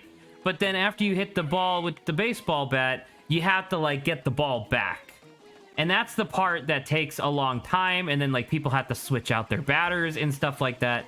So it was this big long diatribe that I went on, just coming up with like different ridiculous ideas for how to make baseball a more interesting sport. And I wanted to bring that conversation to stream. The main thing, the main part of this to bring up, I suppose, was the concept that, dude, are they all dead? Holy fuck. Oh my god. Fuck these things, dude. I'm so sick of this shit. I posit that baseball should be a water sport. Oh my god. I think that So you fun. know how sometimes at water parks you have those things where it's like a pool and there's a bunch of floaties on the pool and you have to like walk across. Yeah. No. I think that the bases should be floaties, and then to get to each thing you have to swim to the base. I think that'd be a lot of fun. And then in addition or alternatively to that, something that would be really interesting would be if you don't make it a water sport because it's like too expensive or whatever to turn stadiums into pools. I think that it would be really fun to, instead of having like boring people running around trying to get the baseball back to its whatever, I think it'd be great if you had a dog do it. I think it'd be funny if the pitching team, every time it switched teams, the pitching team had like a 30-minute setup where they got to place landmines in the outfield. Holy fuck. All right, that's more along the speed of what I was thinking of, but yeah, Like I said, just add a wild boar. Add a fark. just one Add pig. Farkas. Yeah, but he's hungry. He's Okay. hungry. He's hungry. Add Farkas with the cock of his Gamor. His brother with the balls. They're on opposite teams. Yeah. That easy war. The point of this banter topic was that I wanted to ask you guys, how would Did you throw make Alf? how would you make baseball more interesting? If you want the serious answer, make it so that there is a fucking time limit on how long you can take just sit there without pitching the ball. Yeah. The same Hey, thing for like other Grant, what am I sports. supposed to do? Am I supposed to take this? I've never played this game, Zach. Why are you asking me? Well, I don't know. You're a smart guy. You can figure it out. Who am I supposed to ask? Adrian? He's not even conscious. He's not. He's been, astral projecting this whole time. Like, Into real the rift. talk, the amount of time that baseball players spend where the pitcher has the ball and everyone's ready to make the next play, and the batter's like got his bat in position and ready, and it's over his shoulder. The amount of time where the pitcher's just standing there thinking about the pitch he's gonna make is fucking infuriating. I think there should be 2 baseballs. They could do whatever they want. Rapid fire. I think Yeah. that one of the baseballs should be made of leather and one of them should be made of tungsten. One should be a steel ball. And then I want- the tungsten one you can, and they have to look identical. But the tungsten one, you throw it and then just lands on the floor, and then they still have to run. But now it's like, oh, we'll have to fucking throw this really, really heavy ball across somehow. So you get like really strong pitchers. So I think it should be, they have to alternate between pitching a regular baseball and rolling a bowling ball. And Yeah. Wait, but then we- so does the batter have like a baseball bat and then a cricket bat? no, they have a trebuchet. They have to have a align the trebuchet, you into say? it. The pitcher has the so align the trebuchet. The batter has a iron baseball bat with a rock attached to the back of it. Holy fuck. Yes. Gotta go. There's no way I could do this in fucking 55 seconds, but sure, why not? I mean, at least I figured out how to get over there. Now I understand like what the mission was actually asking me to do. Ugh. I think you should be allowed to use all the performance-enhancing drugs you can. I've heard that. I've heard that a lot, and I don't necessarily disagree. I think that you should have one player in each team who's allowed to do that. But you're not allowed to know which one. You will know by looking at them by all the veins in their forehead. No, right. But that's why you hire an official makeup artist for your team. Yeah, like 15 layers of visual prosthetics. Yeah. One team member should just get a gun.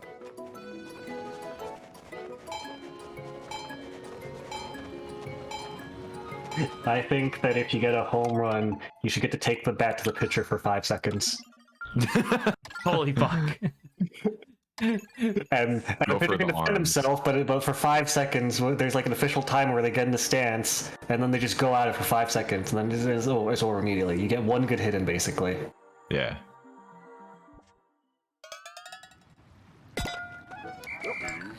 You're allowed to swing the bat at more than just the ball, so therefore... I think it'd be very funny if after you hit the ball, you're allowed to mount a horse. Like polo. Now that's awesome. It's like fucking polo, but it's baseball. Yeah. God. And like God, a horse is really fast, but it's also a big target. You already have this enormous like field. What instead of like having to be off the horse and then hit the ball and then get on the horse, what if the entire game was just on horseback? Ooh. The shortstop, the pitcher, the batter, the whole fucking thing. Everybody is just going at it on horses. Oh my god. And then if you hit one of the horse on accident, the horse gets to trap you to death. Okay, yes. I want an explanation. If polo is on a horse where they swing things, then why isn't water polo also on horses? Well, what's a water horse? Water. A seahorse. Seahorse? Why are they not on seahorses then? Because they're not 2 inches tall.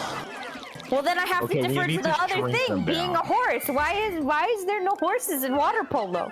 They should add a shrink Tommy, ray. you have restated the same question. The answer has not changed. What was your answer, Zach? The answer was that there are no water horses. I think they should play on a golf course, and they have to use golf carts to run to the bases instead of the horses. I think some of them could run faster than a golf cart.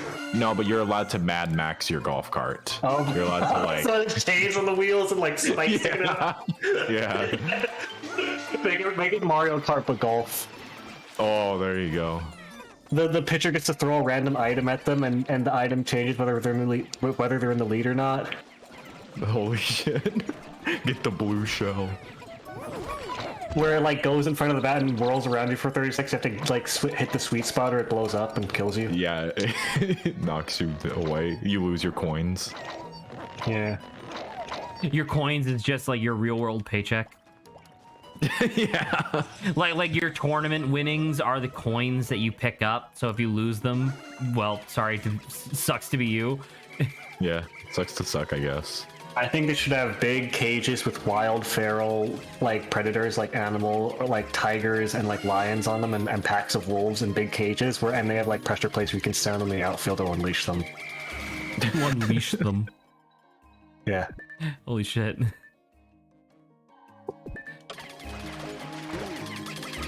I think I think so far all of these are really good suggestions for how to make baseball not terrible. I think so. I agree. That's basically what I was gonna say. And then I stopped myself because I laughed because I thought a focus against. Yours. Okay, I'm trying to stop. I swear I'm trying to stop. You're definitely not. I'm trying. It's just really funny. It's not.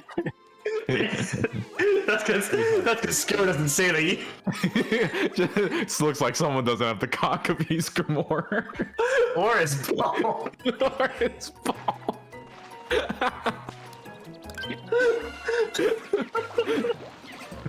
Saba never uses her veto when it matters. She Like only uses it when it would upset me. Whenever I try to bring up a thing and I get silenced, it's fine. I'll let anyone annoy as long as it's annoying you. Yeah, but what if instead of that you just came up with a good banter topic? No, I thought what I was saying was pretty good, but yeah, I got shut down, so it's fine. You didn't. What the fuck are you talking about? You were just like, why See, he doesn't doesn't water even polo remember. have horses? And the answer was said, what would you use? And you were like, I don't know. Seahorses. No, that's why I we need said the let's shrink just have ray. horses Or in the growth water, ray. and then you're just like Horses "There's no don't really seahorses." swim that well. What if it's shallow enough that they can Yeah. stand? Oh, those are some strong ass horses then. What if we That's a genetically lot of modify- resistance. Yeah. What if we just genetically modify seahorses to have arms and they can play? Holy. Well, click okay, for now us, there's we a don't lot of need problems with this. Okay, what about sea monkeys? Holy shit. Sea monkeys. Sea monkeys are What just else like a do you weird little fish. I don't think that works. Yeah, but if we genetically engineer them. All right, well then why don't we just genetically engineer the fucking baseball players to be more interesting? How about we? That's impossible. Oh wow. We genetically engineer them, and like the guy comes out of the big like Captain America like modifying chamber, comes out, and the only thing he says like, I like crocheting now. I'm slightly more interesting. Yeah.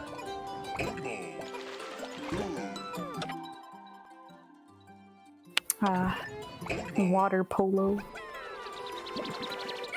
Don't they have Still the long ass occupies my sticks mind. in polo? So they hit the ball. Don't they have the Yeah, jousting because they're on lances the in back of a polo? horse. You have to hit it somehow. Yeah, don't they also have the guns? I would They really should. actually like polo if they added a jousting element to it with like wooden lances. That'd be sick. What other sport is there? What's another sport that could use Horses. some help to be Horse. well maybe Golf. not horses Football. explicitly, but could use some help in being more Yeah, that would interesting. be great. Golf. Fuck golf. But yeah, I mean, they're already semi. Bowling. I'm about to say exists you with already archery, but have a that's- solution yeah. to that though, which is mini golf. Like mini golf is Bowling. fun, But it's not like a professional sport. right? But I do legitimately think it should be. It should. Like you just need think- more investors in the like professional mini golf scene. Like, cause like one of the reasons why mini golf isn't professional right now is that it's a non-standardized thing. But then you think about it, like different golf courses around the world, they have like different like slopes and different layouts and stuff like that. And that's like totally fine, evidently. So it's like you could totally do that with what you calls it. miniature golf. Yeah, miniature golf. It's just like, oh, this is the this is the Knoxberry Farm mini golf grand champion thing. Oh, they're gonna have to be careful. They got the windmill on this one, so they gotta time it correctly. You type see, shit. you're picking up on what I'm putting down, where it's just like I do legitimately think that it would be more interesting. Okay, fine. What's another sport then? I think that How would you make bowling mini needs to golf do more interesting? Bowling needs to do what Wii Sports or what Nintendo Switch Sports did and add a bunch of fucking obstacles and ramps in the middle of the track. I should be allowed to throw the ball backwards and have everyone jump. And everyone jump and spin game. Oh. Yeah. Oh. Ah. 100-pin bowling. Remember that? Oh, movie? Exactly. God, if that was Listen. the default bowling in the world, that'd be awesome. Listen, Yeah. bowling has been the same for too It long. would take We need to forever add. for them to be set, though. We need to add you like just have an automated Switch-style system. bowling things. You just have like- a big ass expensive Like there is machine. right now, which also takes a while. It doesn't Wait, take that what are you long. talking about? It takes a while. It takes a while. It does not. It takes like and a couple also, seconds. And also, I legitimately think. How long are your seconds? So I Greg? want 'Cause to. So I Greg's want mines are to. longer. I want to propose something. You know, so bowling suffers in the interest department, and 100-pin bowling would definitely help with that. But are you guys familiar with Weebles? Excuse me? Yeah, Weebles Content wobble, but creator? they don't fall down. Oh, okay. I Now, is think this one that's of those, how we like- solve Saba's issue with the pins resetting. You just Ah, have that may you be just, better, yeah. You just toss the pins onto the lane, and bing bang boom, they just set themselves up. Yeah, so there's like a sensor or something that if it hits below a line, it counts as a knockdown. Yeah, or like get it to the because like they have like a big pit at the back, right? It's like a big Yeah. fire pit where they burn all the pins. Yeah, and the gnomes come in and say, "Gosh dang it, stop burning them, not just those," and they make more for us. Yeah. Let the bowling gnomes out. I think they deserve suffrage. Free my mans. J.K. Rowling thinks that you're a liberal cuck. Okay. Fair. You know what? That's something I can live with. J.K. Rowling having a low opinion of me. Yeah. All right, where did I was trying to be clever. there. Yeah, there it is. Dude, I'm like right here. I don't have to go all the way back for this thing because now I know that this is the thing that's important evidently in this level. You did it. Come on, guys. Get in there.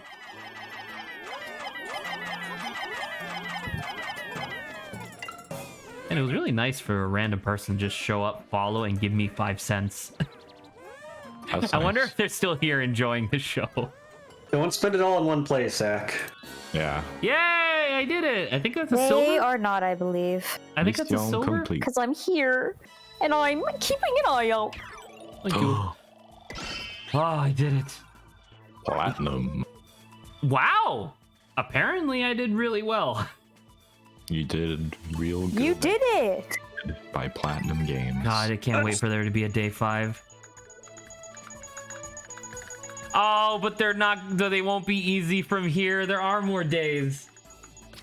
No! Why did the prequel only actually have has to 4 focus on days, the and now I video have to game. do this? I'm suffering. You fool. By the way, Saba, did we ever actually ask Lawrence if he's gonna be on stream tomorrow? I don't know. You said we should ask him, but I heard typing, so I thought you asked him.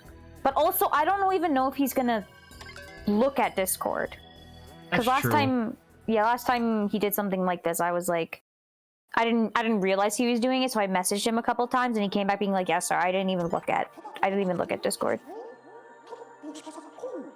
What if we just show up at his house? Do you know where he lives? I do. I'll drive us. Let's go. Alright, let's go. That's a good idea. Getting into my I know car where he now. lives because I'm right there. I'm looking Oh, through okay. his window. As I said, that means you How don't need does to he drive him, look? Saba. He looks alright. That's He's looking good. pretty okay. Damn it. Damn it, he should look worse! He's not Lawrence, susceptible to our pranks right now. does Lawrence have a license? No. Why is it the people I know tend to not have license? I guess they're just like, I'm not Because planning on we're all going gay, anywhere. none of us can drive, Saba. Except for Zach, who's the straightest man alive. Okay. Yeah, he's right there. Wait, okay. Now I have to go around. I'm assuming Adrian, by his admission of himself, he doesn't have a license. Certainly not, Saba. Yes. I have to go to the last person. You're great. You have a license. Boy, do I. Oh boy, do you. Okay. That doesn't make any It's gonna be sense. low. Grant's gay as Amazing. hell. Wait a minute. With any luck, I will be getting my license this summer. Was any of us Cool. gay soon? With any luck, Zach will be gay soon. I've been working on it for a while. We're crossing our fingers for you, man. I've only found 2 men in my life who I'd be willing to fuck. You know, that's 2 more than most straight Myself people. and myself. Fuck me. There you go. Well, that's thing what you that's fucking me wanted, is so I life. guess that's good. I like these rock Pikmin. I think fun. that they're really cool, just a little OP. Yes. They are Good. too strong. Which would you rather have, the rock Pikmin or the purple man? Well, yeah, by purple, you mean the winged Pikmin? Pikmin? No, the ones from the previous one that are purple. I didn't play any of the previous Pikmin's games. They filled almost the exact same niche where they were just big and heavy. Oh, that's kind of weird. Were they also immune to crushing damage? I don't think so. I think they were just big and heavy. What if you had the rock though? I rewatched I rewatched the Mega Man Unraveled video yesterday with my nephew, and he both loved it and also was very confused because like I asked him, all right, here's the giant playthrough of all of the, you know, videos that are available from this series. Which one do you want to watch? And he was like, let's do the Mega Man one. And then we finished the video and he's like, I really like that. He was really funny, but I don't know any Mega Man bosses. And I'm like, then why did you pick the video? Because I it's thought he just fun. would want to do like the Mario enemies or something. Yeah, I I was thought he gonna would do. say, I thought he would do like Mega Man- Bowser's Army or fucking like any number of things. And he's like, nah. Mega Man is a struggling franchise. It has been for a while. I remember when that one replacement was supposed to come along and then it disappointed a bunch of people. You mean Mighty Number 9? Yeah. And it was like, okay, kind of. Because they called their fans anime fans on prom night. Got them. That was a good idea to do that. Insult your fan base. Yeah, sure, why not? That's my entire social strategy. Just keep Insult your fan base? Yeah, just keep insulting the people whose opinions matter to you. And then eventually either they won't matter to you anymore or you'll have succeeded. It's so free. It's fucking free. Fucking free. No, he's stuck. Help him. I don't know how. No. He's too No. stupid. How am I supposed to help him? There you go. There. He's safe. All right, Louie, come on.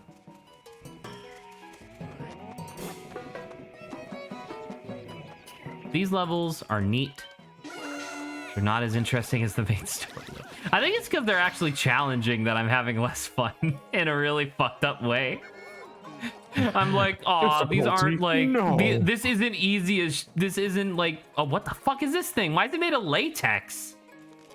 Yo, it looking like the fucking Viva Pinata. Oh my god. Dude, it has so much health. Don't like this thing. Pop it. Get him. look at Louis fucking. Yo, yo, yo, yo, yo, yo, yo, yo, yo, yo. Let's fucking go into a rave. There's just a bunch of fucking. How about? Oh my god! I don't want to do this.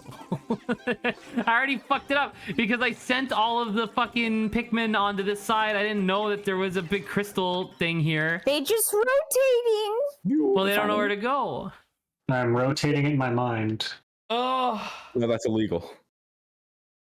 They can't stop you, Grant. It doesn't matter if it's illegal. No. Legality only matters if they catch you. I'm calling And they can never catch me on Mindscape. And there I have a little go-kart. No. I'm calling the mind police.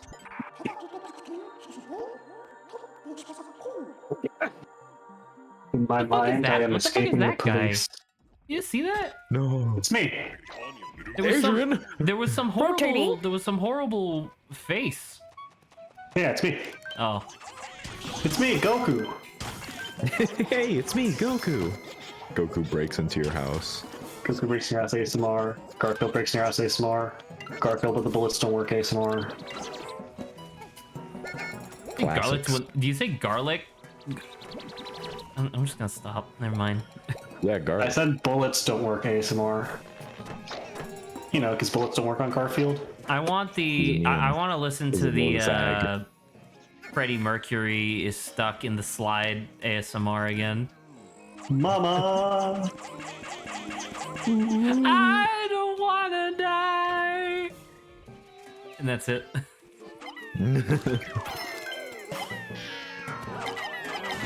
Whoop him, dude. Just kill him. Just end him. Freddie- Just fucking murder him.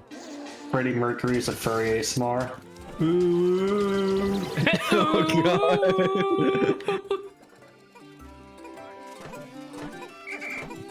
When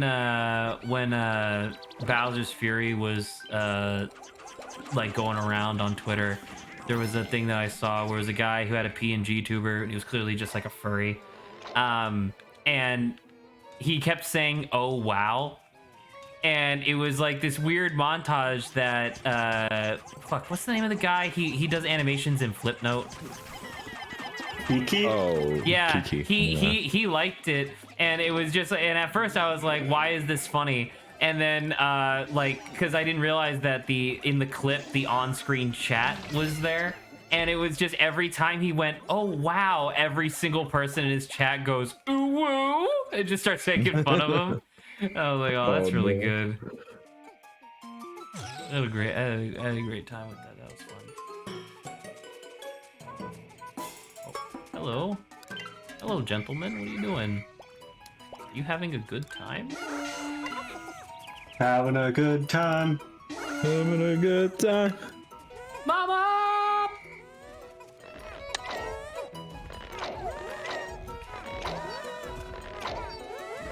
What's that one quote he said where Dude, it's is it like fucking whatever you stuck? There's that one quote that Freddie said was like, whatever you do with my music in the future, make it interesting. Yeah. Yeah. Yeah, I think He it's would have pretty found it interesting. funny. I do legitimately think that Freddie Mercury would like genuinely belly laugh at a lot of the memes. Yeah. And then he'd be like, oh, my AIDS. Oh. Sorry, That's what happens. sorry, now I'm Oh. laughing because I'm thinking about it like AIDS is a body part. And that's just darn. offensive. I'm sorry to the ghost of Freddie Mercury. I know you're out there.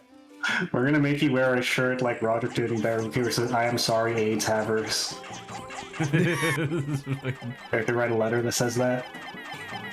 Wait, I thought you weren't supposed to do this, Zach. No, because no, this is a different area.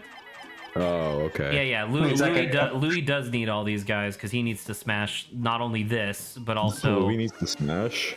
Louis needs to smash. Louis is the last person I want to smash. Yeah, I don't know. He's a little small He does for have that. kids though, doesn't he? Oh no, Does Olimar he? has kids. Olimar has a Louis wife and smashed? kids. Olimar smashed? Yeah, Nice. fucking crazy. Yeah, he's an ultimate. Dude, nice. Da, da, da, da, da, da, da, da, da, Everyone is here, including me. da, da, da, da, da. Officer Magnezone enters the fray. Charges into the fray. Yeah, that was good. I like charges into the fray. You have so many Oh, yellow there you go. Pikmin. We got some of those guys, There's some of the boys. and we got this big floaty guy. He's here for some reason. Oh my god. I didn't think they were gonna instantly annihilate the crystals.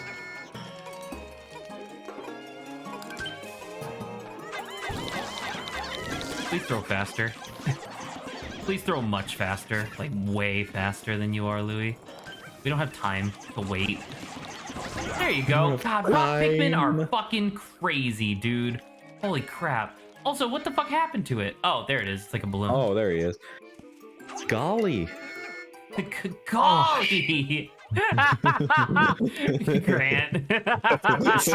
Link. Golly. Golly. You've killed me. Good. Good. God, when I was like in middle school, no, when I was in elementary school, one of my friends did the most hysterical impression of like Zelda CDI characters, and that made me laugh so hard back then. Did all But he- those Pikmin God. just die? Oh You just no. killed a ton of them. How was I supposed to know? Probably the first boulder rolling your way. I didn't recognize that it was a boulder, man. It could have been Oh, anything. who puts a It looked like boulder Cocoa there? Puff. Oh, it's this It thing. looked like Cocoa Puff. Reese's Reese's Puffs. I like that meme. It's a good meme. It is. I listened to all three of the Source songs, and I did not realize how dirty the "I Saved Dick by Giving It CPR" one was. Fucking excuse you. CPR. What's the name of the song? Yeah. It's called CPR. and one of the chorus is "I saved Dick by giving it CPR." It sounds like that's hero, the same honestly. revelation I did. I mean, I'm not even familiar with the song. So like, there you go. Yeah, there you go. What the fuck am I supposed to be doing in this level? Oh, I'm killing. Right, I'm killing things and trying to eat them. Right, understood. I need you, please, please, please, please. Hello. Hello? Here's all the rest of the flying Pikmin that I need. Well, Grant, you have 10 minutes left. Why don't you do us the honors and suggest the final banter topic before we go completely and utterly radio silent for the rest of stream? There will be nothing ever. No audio. You'll cut the audio of the gameplay. There'll be nothing. There'll be exactly one sound, and that's the sound of a click before the screen goes black. Oh my god. All right, Zach.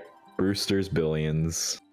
So, are you guys familiar with the 1985 movie Brewster's Millions? Nope. No. Okay. It was a movie where this guy by the name of Brewster discovers that he is actually, it turns out he's just like a regular like guy, just like a normal guy. He learns that his uncle was a really big and powerful like Wall Street banker type guy, right? Like Wall Street whatever. You know what I mean? Rich guy, whatever.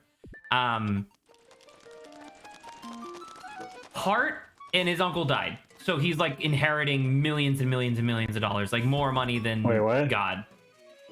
Wait, what was the part before you? I heard Hart and then he died or something.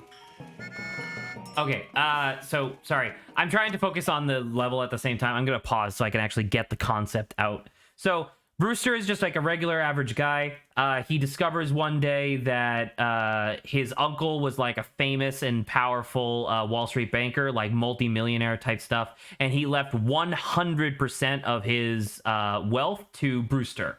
But the bank, who is facilitating this like transfer of money, really wants to keep the money for themselves. They don't want to give it up. And they find a loophole in the contract that allows the bank to set up some really arbitrary contest, essentially. And the entire point of the movie is that they go to Brewster and they're like, hey, you're going to get $400 million, but you don't get any of the money unless you can spend $1 million in a month. And so they hand him a check for $1 million, right? And the entire movie is this like slapstick comedy where Brewster is just kind of like a schlubby whatever guy. So he's like constant, like he gets $1 million. He's like, I gotta spend all this in a month. This could be easy as pie. It's gonna be great. And it's this, and he does like this whole thing where like the first thing he does is he goes home and he hires all of his best friends to be his personal entourage, and he pays each one of them. This is 1985, so remember that he pays each one of them $20 an hour just to hang out.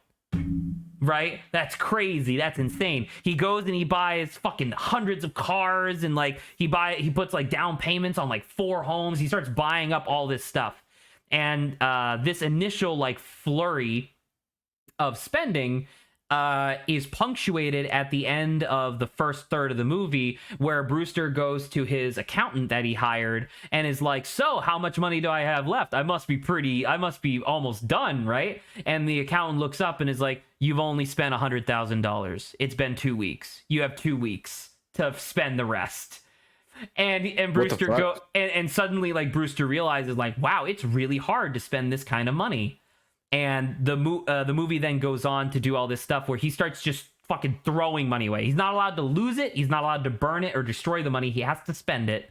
And so he starts doing all this stuff where like he buys the penthouse and the 5 floors below it of this like office building, and he just starts throwing flyers out the window being like, hey, do you want to have someone invest in your crazy business idea? Come to my office. You're already approved. And people start showing up, and every single person has like crazy ideas. Like this guy wants to make clothes out of trash. This guy wants to go to the Arctic, hook on giant like fishing lines to glaciers, and then like haul them back to the New York Bay so they can sell ice water, right? Like and every single one of these, Brewster's like approved. He starts spending all of it. And at the second third of the movie, he's almost finished. He almost finished all $1 million. He only had like a couple tens of thousands of dollars left. and it looks like everything's going to be all great. And he sits back in his office, like leans back, and he's like, you know what I'm going to do? I'm going to buy the most expensive ring I can for my girlfriend. And right as he's about to, you know, finish like that money order for that final purchase where he would be done with the challenge, his accountant slams the door open, because the accountant obviously understands the gravity of what he's about to say. And he's like, you just made $40 million. It turns out that making clothes out of trash is really easy and people like it. Surprise, surprise. He makes a bunch of money off of that. Turns out New Yorkers will pay through the nose for glacial ice.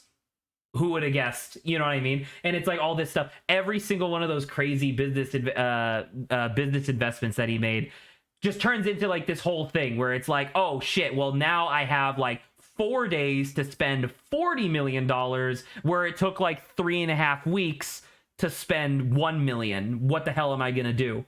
And he just starts doing this thing where he goes to Times Square and with like a loudspeaker goes, I want to hire you for $100,000 an hour. Just come to me so I can sign your contract. And he has like this big stack of contracts or whatever. And the thing is that it eventually gets to the point where he has so much money and he's spending it so fast that even though tons of people are just effectively stealing money from him, the investments are too lucrative. He just can't spend more than the money is bringing in. Obviously, this is a movie, so it's not super realistic, but he ends up losing at the end of the whole thing, and it's this really depressing ending where he couldn't spend $1 million in a month, and so the bank gets to keep the rest of the inheritance, and he goes back to his life of like mediocrity, because they also take all of his investments that he spent the $1 million on, so he loses everything, or all the stuff that he got over the course of this movie. So the reason why, and that's Brewster's Millions. And I was thinking about it the other day, because I think about this movie all the time, and I was like, I wonder how well received a modern reimagining of Brewster's Millions would be if it was Brewster's Billions, and it was just like this satirical, like pseudo-political commentary explaining to the average Joe exactly how much is $1 billion, and showing just like how fucking crazy it is that you could have this much money and just spend it on crazy things like, I don't know, an entire social media platform. You know what I mean? I would love to see a modern retelling of Brewster's Billions where it's like, oh, you have a year to spend $1 billion, and it just comes back where it's too much money. The money just generates money. You know what I mean? And yeah, mostly I just wanted to bring that up because I wanted to talk about Brewster's Millions again, because that movie is really good. But also, yeah, I don't know. What do you guys think? Do you think that movie would be well received, or like what kind of like slapstick scenes would you put in that movie if you were part of like the screenwriters on it? The movie, if I had my way, would be a 2.5 hour solid, unchanging scene of nothing but Elon Musk getting fucking beat in the head with a club. Well, that's Nice. that would never hit theaters. Well, that's why I said if I had my way, but obviously I won't, so. Right. It reminds me of you've seen the online game of Spend Bill Gates' Money. I am not. I can based on the name I can assume what it is, but I have not seen that. It gives you a bunch. Let me see if I can find it. But it gives you a bunch of options of like, here's how many you could buy with this, or like how much you'd spend of like some crazy $1 billion, you know, like however long. And it's like, you know, fucking planes, fucking cruise ships, the NFL, how much you would buy, and it like barely makes a dent. So yeah, here it is. There you go. So it starts off very simple, Big Mac $2, but then an NBA team is 2,120,000,000, and it's only, he has 100 billion, so it's just like, man, you could buy the entire NBA You could buy cruise ships, skyscrapers. But then, but Boeing like the stuff. thing that like and like I don't know. I guess this is like the whole point of this part of the discussion. But it's just like if you do end up buying the whole NBA, that is going to be an enormous return on investment. You know what I mean? Like you could True. spend $100 billion on it. It will generate more than $100 billion within a very short period of time. Like Can relatively. you like pay off like other people's like mortgage or other stuff like that? There was allowed? this, I mean, like beyond the like Elon Musk chose to buy Twitter instead of solving world hunger. Beyond that whole conversation topic, there was also stuff where it was like Elon Musk could have single-handedly, and it's totally legal to do so. There's nothing preventing him from doing this. But like, he could have spent 1/8 of what he bought Twitter with to cancel all student debt in America, and it would have increased the GDP of the United States by something crazy like 400%. And it's just Yeah, one of but the. why would he do something good? Well, that's kind of what I'm getting at, where it's just like, because I don't know exactly how to vocalize this particular thing, but like, you need people in order to spend. You need people to spend money in order to make money in a capitalistic system, you know? And I know that we know that, but it kind of baffles me that like a lot of the hyper rich people just seem to not really get that concept. The idea of like you have to pay more than the bare minimum. Like if you own a company that employs like hundreds of thousands of people, i.e. Amazon, you have to pay more than the bare minimum because that's 100,000. That's like hundreds of thousands of people that now can't use your service. You know what I mean? Like you're actively taking yourself out of the equation, and that feels insane, I guess. I think it all boils down to fuck billionaires, get the guillotine, eat the rich. Yeah. I do think that with the advent of online shopping, it would be a little bit easier to spend that money. Granted, well, okay, that would make it easier. The sheer magnitude's higher than $1 billion is the million would make it a lot harder, though. Yeah. Saba and I had that discussion where Saba obviously knew what $1 billion was, but I put it into context of like, if you were like, I don't remember, maybe Saba can like chime in for the exact numbers, but I believe we did a thing where it's like, if you worked 100 hours a week, making $400 an hour, you would have to do that every single day, 365 a year for 300 years to make $1 billion or something like that. And it's like, $1 billion is enormous. It's 1,000 millions. It's not, because like I remember I had this conversation with like my dad before, and my dad's not a dumb guy. He just never really thought about it prior to this. But it's just like the way that my dad talked about $1 billion, because we were arguing about Bill Gates. The way he was talking about $1 billion was like it was 10 million. Like that, like in his head, that's what he thought it was. Because in his mind, there is no 10 million, 100 million. When you think about it, it's either million or billion. You know what I mean? Because like there's tens, hundreds, thousands, millions. And those are all right next to each other, like one decimal place, right? But then you get to billion and it's like, no, there's like 3 decimal places in between million and billion. It reminds me of the post that goes, you know, comparison of a million seconds to 1 billion seconds. A million seconds is like 12 days. 1 billion seconds is like 30 years. And it's like, and like, I feel like the hypothetical Brewster's Billions movie would just reiterate that a million different ways of like, dude, 1 billion is crazy. And you have people that are 100 billionaires. People You know what I should mean? not have this money. Like I remember there was an interview relatively recently where Mitt Romney, you know, fuck the guy just in general, but like he was doing like a speech at like a rich person's jack off party or whatever, and he was talking about how there is he and his people truly believe that the first trillionaire, like independent trillionaire, is alive today. Like they will become a trillionaire within their lifetime, and he was saying it like that was a good thing. And I'm like, dude, My that's God. unless I'm totally wrong about like how numbers work. Isn't a trillionaire a millionaire?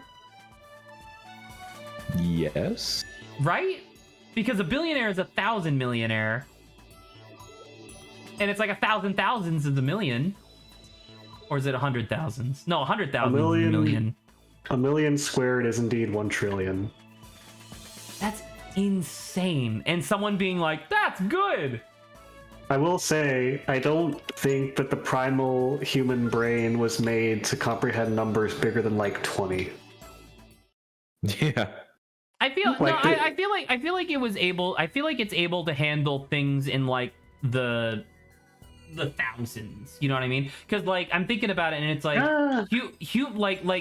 like early civilization, people used to manage herds of like 1,000 sheep. You know what I mean? Like that's something. It's hard, but like you're like a person could wrap their head around it. Like the one that I do for my nephew quite a bit when we talk about like numbers and stuff. He's like, when you think of a number, this was back when I was like helping him with math. When you think of a number, just imagine that many people fitting into a room, and it will help you get context as to how huge that number is. You know what I mean? Like the fact that we have on Twitch like 80, I guess 88 now followers. Could you imagine 88 people fitting into a room that's not like an auditorium? That's like a big A number. lot of people. You know, that's a lot of people. But then you look at someone like This Guy's Toast, who has like 1.2 million followers, and it's like that's a number that humans can't understand. That's why you put 1.2M. You know what I mean? I'm not gonna lie, the amount of followers that Zach has on Twitch is more than like to be in a room with. So, I'll work on gotta that. get- I'll send an email out to all my followers being Yeah, like, shrink it hey, down a bit. Adrian's a little uncomfortable. can you leave? Like even the average amount of Twitch viewers on Zach's stream, that's like I don't want to be in the same. It's weird because it's like we're kind of like in the same room, so I don't like that. Well, I gotta get going. Goodbye, everyone. All right, that Goodbye, makes it one Grant. better. That's one easier. Well, I'm semi not here because I'm eating, so you can just imagine I'm not even here, Adrian. Yeah, still too many people. excuse you, it's just you and me. Exactly. I don't. The comfortable amount of people I am of being in a room with is 0. So I don't want to be in a room Not with even myself you. or anyone else. Yeah, exactly. Ideally, I get to just astral project into rooms and leave my corporeal physical body unconscious and slumped somewhere. There's a concept that my dad tried to convey a little while back that I don't know if it's ever gonna happen. You know that thing that people said a lot, like a lot of boomers said, where it's like, oh, you'll become like more conservative as you get older or whatever, right? I love that quote. I remember my dad because I would talk to him about like Bill Gates and how billionaires are inherently evil and like this, that, and the other thing, and one of the things that he brought up was the idea that, well, when you get older, all this stuff is going to seem really silly. You're not really going to care about it anymore. And I wonder if that's true. Like, I wonder if like 20 years from now, when I am genuinely a much older person than I am now, like when I have doubled my lifespan, I wonder if I'm still going to give a shit about whether or not a billionaire is spending their money like an asshole. And I don't know. I can't say yes or no, I guess. I feel pretty confidently yes, because we either are or are very nearing the generation where the consequences of our forebears' actions is finally going to really, really start affecting us. I think, anyway.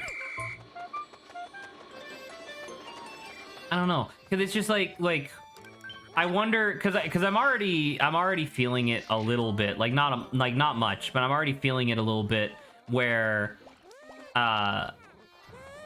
just like, you know, I clock in, I do an 8-hour shift, I get home, and I don't want to do fucking anything after that because I'm exhausted, you know what I mean?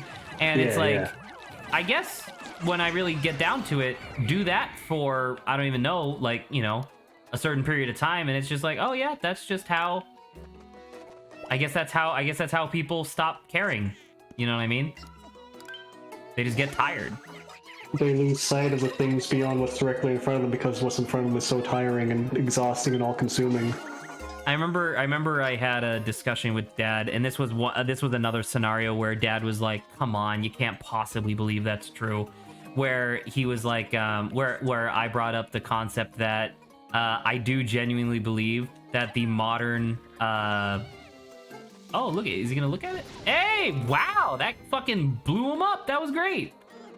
I do genuinely believe that the modern like work climate in the US is specifically designed to make sure that people have difficulties being politically active. Yes. You know what I mean? And I bring that up to like some adults, and they're like, "That's fucking crazy," and I'm like, "No, it actually seems really obvious when you really think about it."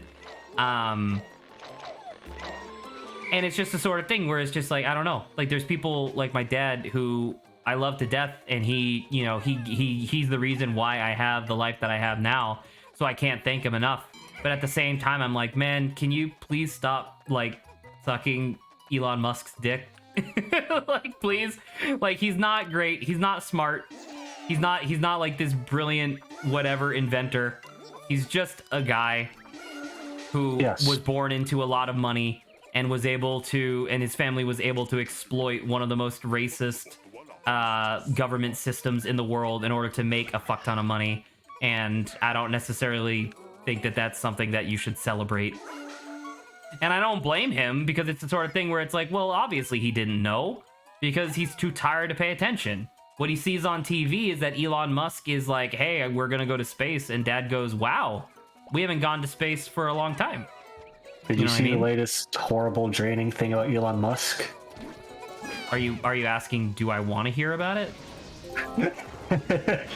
I probably should ask that. Now that you say that, do you want to hear it? Sure, why not? Elon Musk is investing to put ads in space. Well, who's gonna see that? Exactly. There are those posts online of people being like, hey, they're trying to put they're putting billboards on barges at beaches, and I'm like, maybe it is okay for people to own rocket launchers. You know what I mean? Yeah. Because like, it's a public beach. Just because you can doesn't mean you should, I guess. Allow a company to be like, hey, let's just ruin your, I don't know. I guess the other thing that really bothers me about, like, you know, modern climates in general was just the idea that a lot of ads are really bad. They're just boring. What was the last ad that you saw that was genuinely interesting? I never, because I don't watch ads. Well, I mean, you watched ads when you were a kid. Then when I was a kid. All right, well, I guess that's a fair answer. Because I was thinking about it, it was just like what was the? It's really funny when you think about it in context. But there was an ad for, I want to say it was like JJ. It's the one that everyone knows. It was like JG Wentworth. 877 cash now or whatever, and it was just that jingle. And I remember, and everybody knew that, you know what I mean? Like, everybody knew what that was. Everybody, like, you could go bum bum bum bum bum bum, and people know what that is. And that's just like marketing in general. But I can't think of the last time there was a commercial that had that same sort of effect, I guess. Just on, like, the populace, whatever that phrase means. Bro, O'Reilly. Yeah, it's because Saba, that commercial, the O'Reilly, that's fucking 20 years old. Yeah, oh, I don't want to say capital, but they don't utilize jingles anymore. It is simply because there are more efficient ways to get your name out there nowadays, and none of them are ethical. I guess so. I don't know, man. Because that's like a different thing entirely. But it's just like I wish that like it's really strange, just the concept that like integrity is detrimental to profits. And while that's not necessarily the craziest concept in the world, it does drive me up a goddamn wall, because it's just like you don't even have to stop doing advertisements. That's like genuinely, advertisements are something that humans just do naturally, you know what I mean? But why do your advertisements have to be so boring? Like, why does it have to be the same? Why does it have to be like the same thing over and over, where it's just like, hey, I'm gonna lie to you about the state of the world, and you have to pay me money to get a service, so that way this non-existent problem won't affect you anymore. Like, why? Why can't we have an ad where it's just like, I don't know, like kind of weird and silly, interesting? I'm thinking about the now that I think about it, one of the ones that I can think of that I thought was kind of cool was that they had this like it was like computer animated commercial. It was for Sherman-Williams, I want to say, like the paint company, and it was this CG thing where everything was made out of the paint color swatches. And I was like, you know what? I don't give a shit about Sherman-Williams, but I will give you a mental thumbs up, because I think that looks really cool. I think you did a good job designing that. More of that, I guess. Because, like, advertisements aren't going anywhere. Like, I can't stop them. But I wish that they were just more interesting, I guess.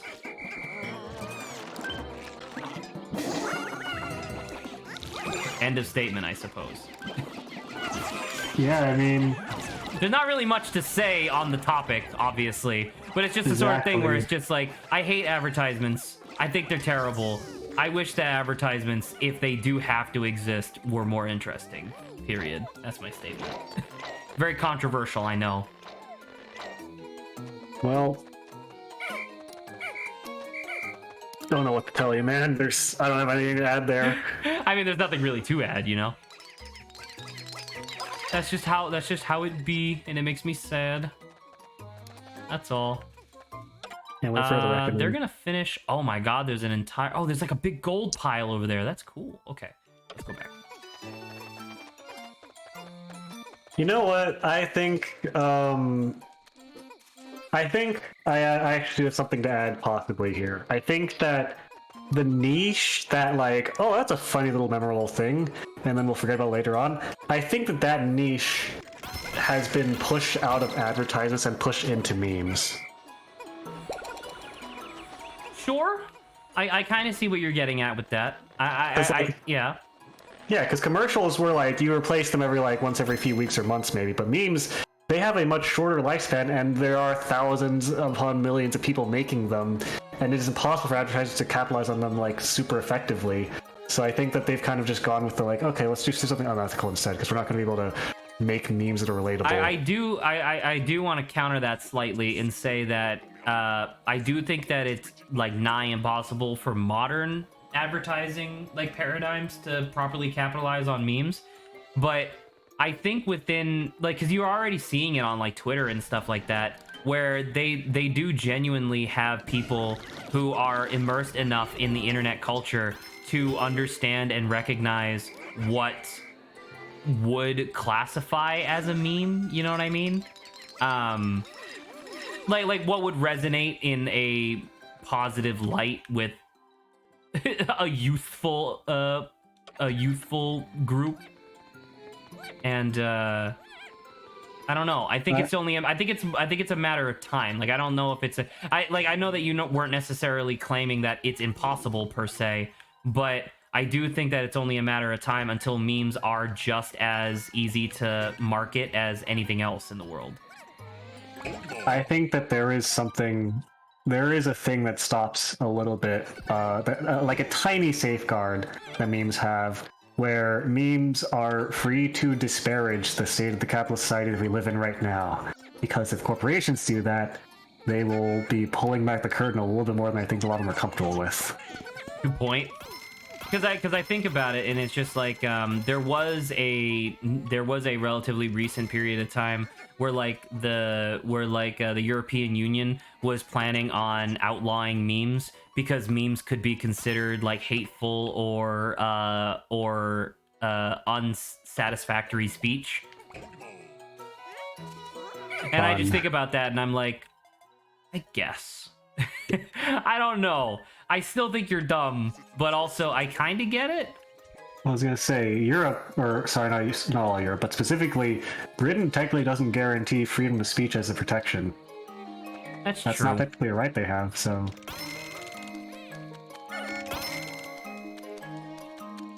It's one of those weird things where it's just like it isn't guaranteed, but on the other hand,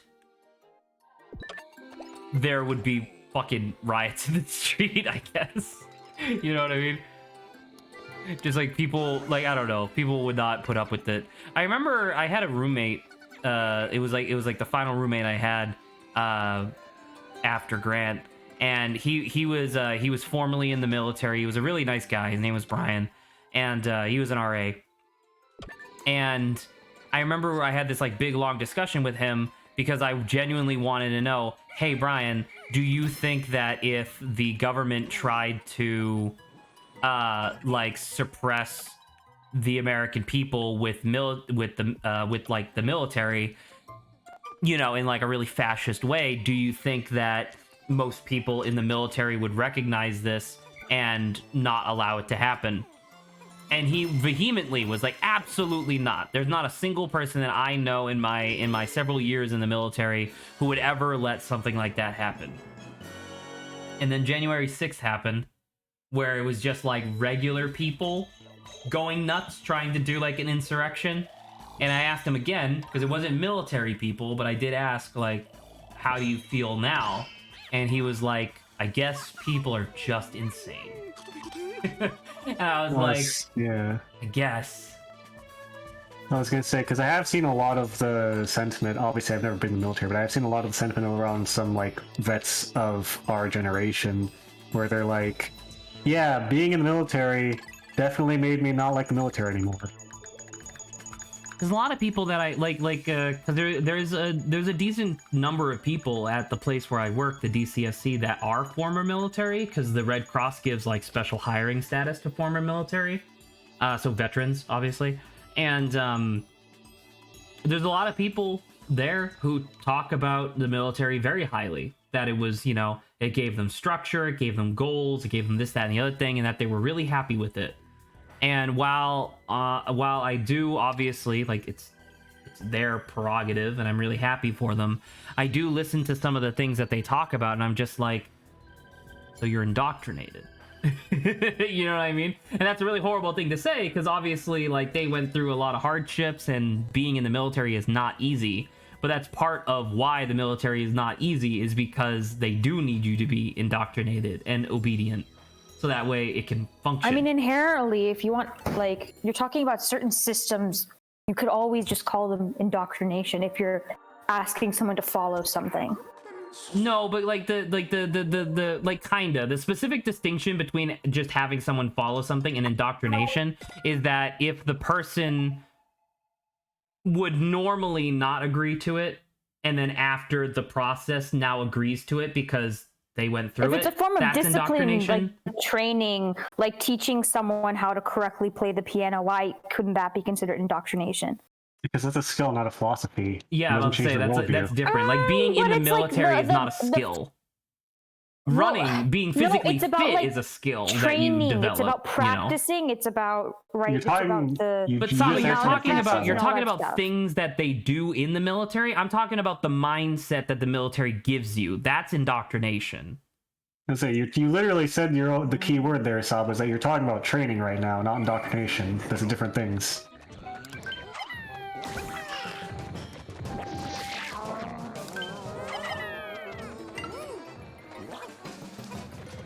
And are you good? I mean, I'm fine. Yeah, I just think there's a lot of things indoctrination could apply to. I think just because you also have a negative opinion, indoctrination, I think, has a negative connotation to it. That's why you find it suitable.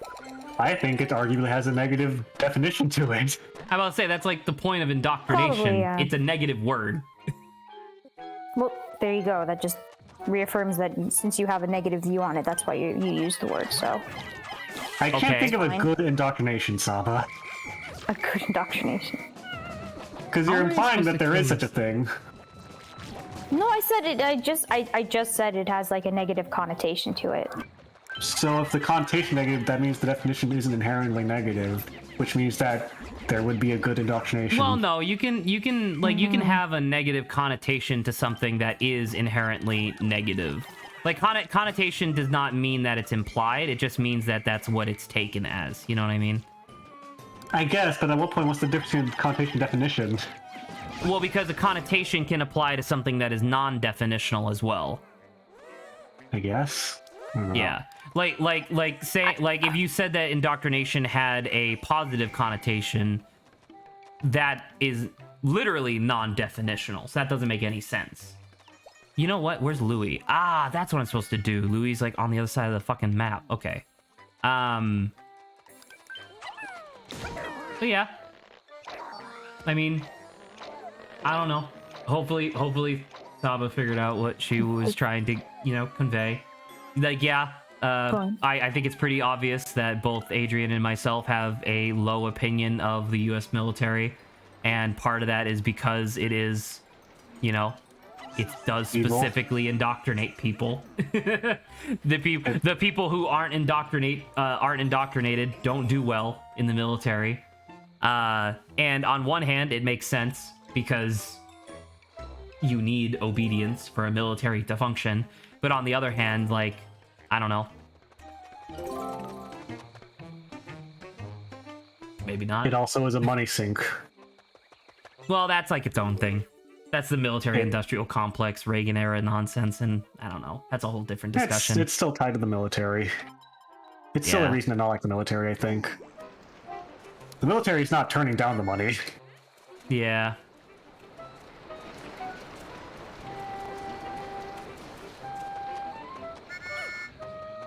I don't They're know. not like, It's "Oh, the sort. focus It's on the sort. It's infrastructure." the sort of thing where I think it would be insane for your average non-veteran to go up to a veteran and say that they're like bad. You know what I mean? Like they're doing the bad thing. Dude, why the fuck would they do that? They walk towards the bad guys. Why? There you go, they're but dead. Can you repeat that sentence so I can parse it about going up to a veteran or whatever? Oh, no, sorry, I didn't finish it. But I don't think the average reasonable person or the reasonable non-veteran could go up to a veteran and say like, you're a bad person, you have done a bad thing. I don't think anyone can really say that because being a veteran is not inherently like a bad thing. But I do Yeah. feel pretty confident in going up to a veteran and saying, I don't think the military is good. You know what I mean? Yeah. Yeah, I agree with that. I think that's the distinction, I guess. I don't have a disparaging opinion of veterans. I have a disparaging opinion of the system that made them veterans. I have a disparaging opinion on bootlickers. That's a different thing. Is it though? Is it really? Yeah and no. I don't know, man. It's rough.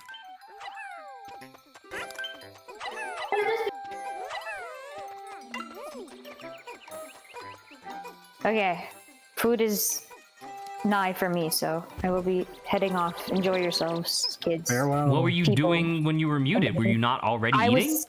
I was making food. Oh, okay. Well, Yeah. goodbye, I suppose. I'll see you tomorrow. See you tomorrow. Yeah. I'm assuming we're presuming Lawrence is not gonna be there, right? I don't know. No one actually messaged them, so I don't know.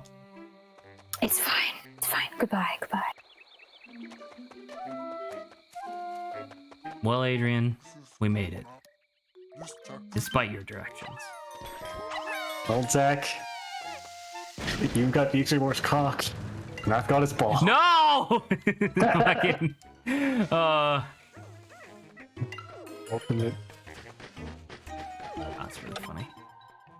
Right, where's the... Glad you finally this admit it. level is fucking enormous, dude. Where the fuck is anything? Where's the thing I'm supposed to deliver to? Because I'm Louis, I'm over here. If I break this, if I open up this wall, I get to reconnect with Olimar over here somewhere. Yeah, there he is. He's over here. What am I supposed to deliver? This is one of those timed levels where there's supposed to be an object that I'm supposed to deliver to a place, but I don't know where the object is. Oh well, I'm sure I'll find it.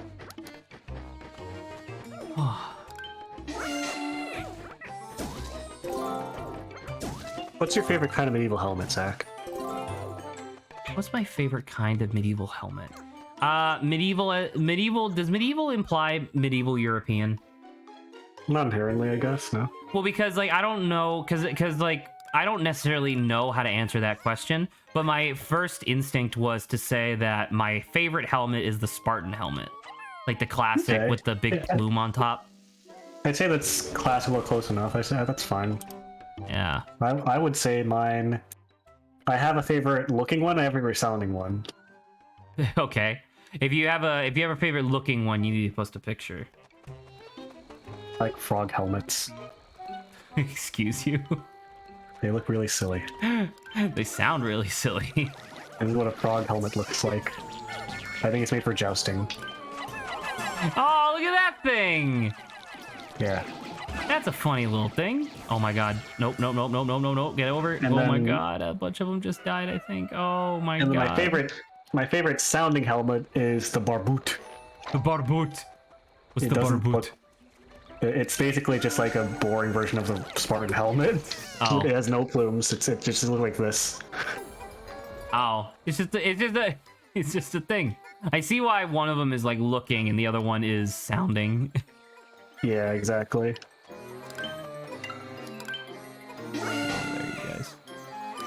Yeah, if I'm not mistaken, the frog helmet is specifically designed to be used in jousting tournaments. Sure. I don't exactly know how that would be, like that particular weird shape would be useful though.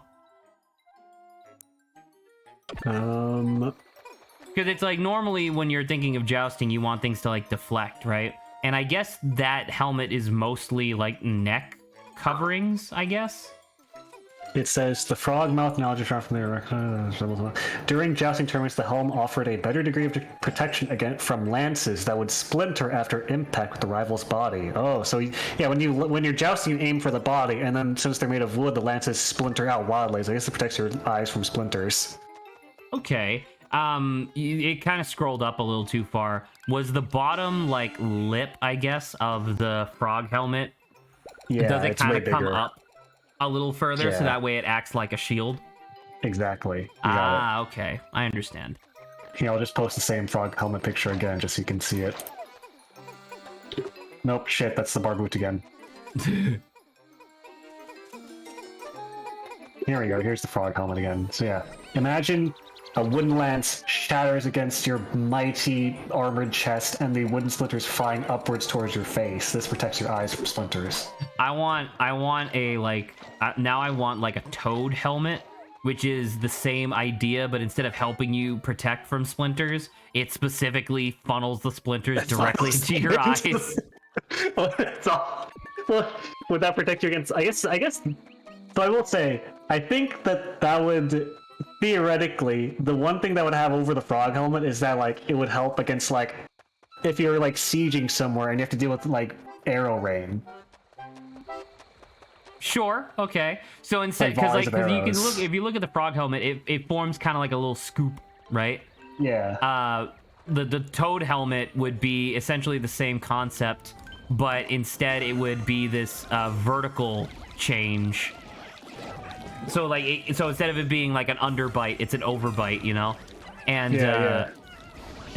and I'm just thinking about it, and I just like the idea of someone inventing it to be an asshole at like jousting tournaments. Like, you have to wear this helmet that's specifically designed to blind you after you get hurt. But then you take it to its logical conclusion, and the knights are like, you know what? It protects my eyes from the rain. I mean, that's what a salad is, kind of. No, salad's a food, weirdo. Sallet, S-A-L-L-E-T. Oh. These are some examples of sallets, but the iconic ones have a really big, like, backside to them. They have a big lip in the back, the iconic ones. It's a fucking what do you call it? It's a baseball cap. Kind of, I guess. It's a medieval baseball cap. That's interesting. They usually are supposed to come with a neck guard, a bevor as it's called. At least if you can afford a proper helmet and armor, that is. But that's what the bevor looks like underneath the sallet. Oh, that looks really weird. I guess it makes sense that there would be a bunch of different medieval helmet types, because obviously there are specializations that would require it. But at the same time, I'm looking at these and I'm like, man, if you saw me out on the battlefield with something that looked like that, I'd be so embarrassed. Like, there are medieval That armor... makes you look like you have a weak-ass chin. It does. It unfortunately does.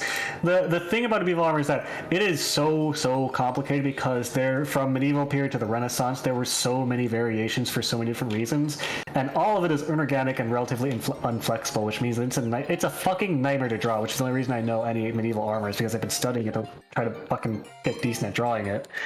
But yeah, medieval armor, the helmets, a lot of them were functional but looked like that, and then there were helmets that were purely cosmetic and meant to be showy, like displays of money, where you're like, hey, blacksmith, maybe this fucking joke helmet. maybe fucking meme helmet. They have this one. Show me your memeiest helmet. I was about to, actually. So there's this one. It has a fucking mustache built into it. But why does the face funnel down like that? That's a great ass question. I guess the metallurgist just had to do it like that. Oh, that's so good. Like, why does this man have a triangular face? There's this one which looks like a fucking proto clown, like a clown helmet. Now that's a like rival character from Dark Souls 2. You know what I mean? Like, that's the type of helmet where the NPC spawns and you're like, oh shit, this guy. Yeah. There's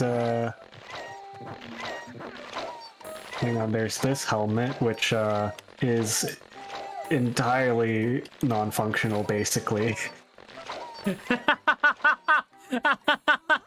Who would want that? Someone has to want these helmets in order to have them made. Like at that point, you just want to put it in your fucking fancy nobleman house. That's all you want it for at that point. Yeah, but also, like, what's wrong? Like, I don't know. I guess you look at rich people nowadays and they do stupid things, right? Rich people nowadays do stupid, vain things, and it only makes sense to other rich people because they're essentially a fucking toxic subculture, right? But if I'm an aristocrat and I walk into some guy's house and he has that on like his wall or like, you know, hung up as like decoration, I'm gonna look at him like he's insane. I will say that some of them are definitely worse than others, where like, here, this is an example of a, you know, modest bassinet helmet design. It's a big helmet, it's kind of like the barboot, but there's a visor that you can switch up and down that's a lot more protective, right? That's a normal bassinet. And then there's some bassinets where they fucking go really triangular with it on the helmet and the visor. Oh my god. Why? He's a bird! Exactly, right? I guess it's now also kind of a weapon if they get real up in your face where you can peck them. Oh my god, oh my god, I was just about to say, instead of headbutting them, you peck them. Yeah, exactly. There's a similar one where if you want to take the pecking to the extreme, you get the specialized pecking helmet. It has a bird. No, that's literally an eagle's head. Yes. Exactly. That's awful. I'm glad that I'm able to introduce you into the concept of medieval helmets that are fucking ridiculous.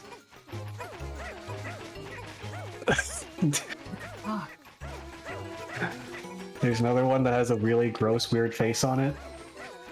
Can you see that from the front? I wish. Because it looks like it has like a mustache, but the mustache is bad. Exactly, right? Like, why do you want your helmet to have a nose? Right? The thing is that, like, these flaunts add, like, structural weak points to the helmet because they're thin pieces of little sticking out metal. They're gonna break off easily if they're hit, compared to like just a round deflecting thing. So these are specifically ornamental, made by or requested by nobles who either don't understand how helmets work, or specifically want them as showpieces. Those are the only two reasons you make this. You don't know how helmets work, which is not unreasonable because a lot of nobles would have been kind of ill-educated and very pompous, where they're like, I'm a noble, but like, either that or you just want them as showpieces to be like funny. Where like, I guess like, that's your commission for like a funny meme piece back in the day for your rich guy. Instead of ordering someone like, hey, draw my friend like farting on this like cartoon really funny, you order a stupid looking helmet, I guess.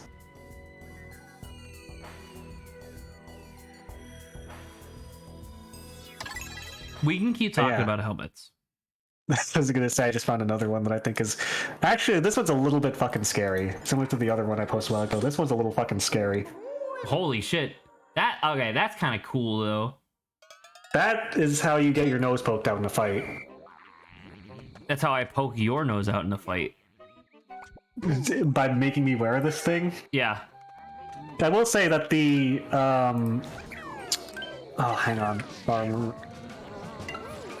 I'm trying to remember what the name is called for like the gorget. I was right. It's a gorget. So the gorget is the thing that protects your neck and like your shoulders a little bit and like your collarbone. The gorget on that one is angled for a fucking hunchback. Really? If you look at it, like it's my helmet. It's my helmet. Yeah, it's your helmet for when you're sticking your nose out so you can breathe really good through it. Because normally gorgets are angled to, protect your collars and straight down, kind of like a gorget would be, Now imagine if the person who had this commissioned and wore this helmet actually like lost his nose in the war, so it's just like a horrible hole in his face, and this helmet was to capitalize on his natural horror. I like this helmet that's literally just, it looks like an emoji. It looks like a medieval version of an emoji. Maybe that's what these are for. Maybe these were Knight's version of emojis. Oh yeah, look, they have like he has like a little face. Yeah, because those are rain guards for the visor, but they're offset, so like... Now that's not from like damage, right? That's like, it was specifically made like that. It's possible, I don't know, but it's either or could be possible, but I think it's funny. I want to propose a variant of the present topic, if I may. Sure. Can you help me define vanity? Because I put this in banter topics before, and we're kind of touching upon it now. Like, if you have one of these crazy shitty helmets, is that vain? I think it's either... Okay, I think it's either vain or ignorant. Or both. Like... Okay. Because I'm thinking about it, and it's like... I watched like a video yesterday where they were talking about all these like ancient Greek construction projects that they did and stuff like that. And they were all like real cool, obviously. And they were real neat. But one of the things that kept popping up was the fact that like these construction projects took hundreds of years or like 100 years apiece, and they cost like tons of lives to do, right? And while the building ended up being really cool, it still ended up being like really expensive, not only financially, but also from like, a human life standpoint. And I was thinking about it, and I was like, I can't really think of a better example of something being vain, of something being a vanity project. You know what I mean? Because it's like, this thing that you have chosen, that you have elected to make, has taken people's lives for no reason other than you thought you wanted to look cool, I guess. And that's obviously really extreme. What specific thing were we talking about here again? So I was just talking in generals about like, it was a video about like multiple different ancient Greek construction projects. But if you want to know specifically, the one that I'm specifically referring to now was the Acropolis in Athens. So I see. you can think about that. So I think that's vain, right? I think that's pretty vain, and I don't think a lot of people would necessarily argue with me on that point. But I think the point that other people might argue on, and I guess this is why I'm talking about it now, is, are these helmets vain? And if so, why does vanity have such a wide spectrum of things that it can encompass? Well, I will say that like a lot of the stuff that Greeks built were attributed to the gods, so those aren't necessarily vain. They might also just be religious. I guess that's true. Um, But it's just, yeah, that's true. Because if you have gods that are, well, I mean, inherently the Greek gods were vain, and that was understood by the people who worshipped them. So it's like the more opulent and ridiculous the thing you built was, the more the gods would like it, you know? So I guess in that case, you're making a lot of sense there. But these helmets Yeah. have no excuse, though. oh, well, there you go. These helmets are for the gods. I don't know if you knew that, Adrian. No Christian god would want any of these helmets to exist. Well, that's okay. That was the dominant religion at this time, though. Oh.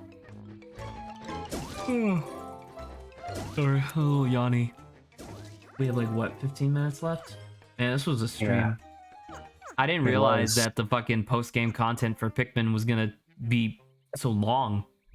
When Jesse talked about it, he said that it was gonna be like 4 hours, like, total. I didn't realize it was gonna be like, I guess it's only 6, but you know what I mean. Considering I'm Yeah. also not really like super paying attention to what's happening on screen, I guess it's fair, but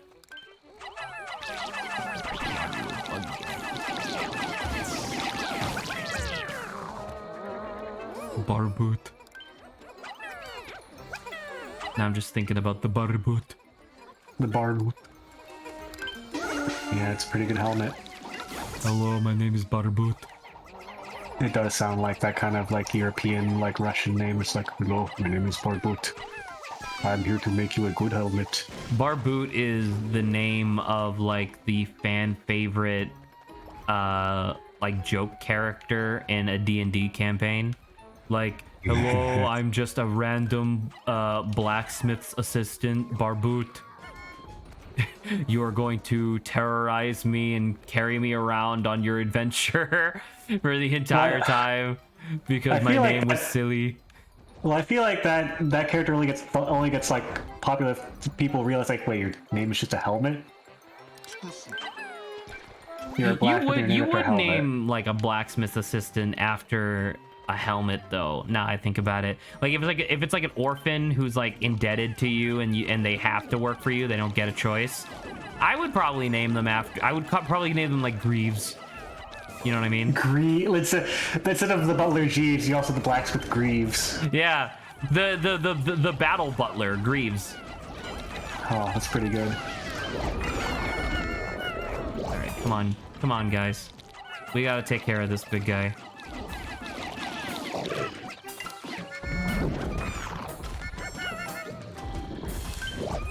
God, I hate this thing. There you go. Fucking take him away. Take him away, boys. Good job. Do I have any left? No? Okay, well. Oh, look, this one's plugging up the hole, so the other two down there can't get out. That's funny. All right, well, we need to get back to the onion. There we go. I hope I could beat this. I mean, I only have 6 minutes left on the level, so I should beat it before stream ends. Not unless you pause multiple times. That's true. Shit, he got me. Let me tell you more about Brewster's Millions. Okay. It's a good movie. Actually, I don't Fascinating. remember if it's even good. I remember it being a really interesting concept. I think that's about it. It sounds like it's in the same vein as like, fuck, what's that Jim Carrey movie where he's like his whole life is fake and people are watching him? Oh, Truman Show. Truman Show. It sounds Yeah, like it'd be in the Truman same vein Show. as that. Yeah. It's kind of similar to that in the sense that it's like satirical. You know what I mean? Like it has something to say. Yeah, I just don't know if it's as popular or well received. Oh, absolutely not. Definitely not. But at least I reference it all the time. And I hope that's worth something. I mean, I keep getting cucked on sneezes and it keeps happening. Okay, whatever. Olive. Olive? Will you? What's your opinion on olives? Do you like them or not like them?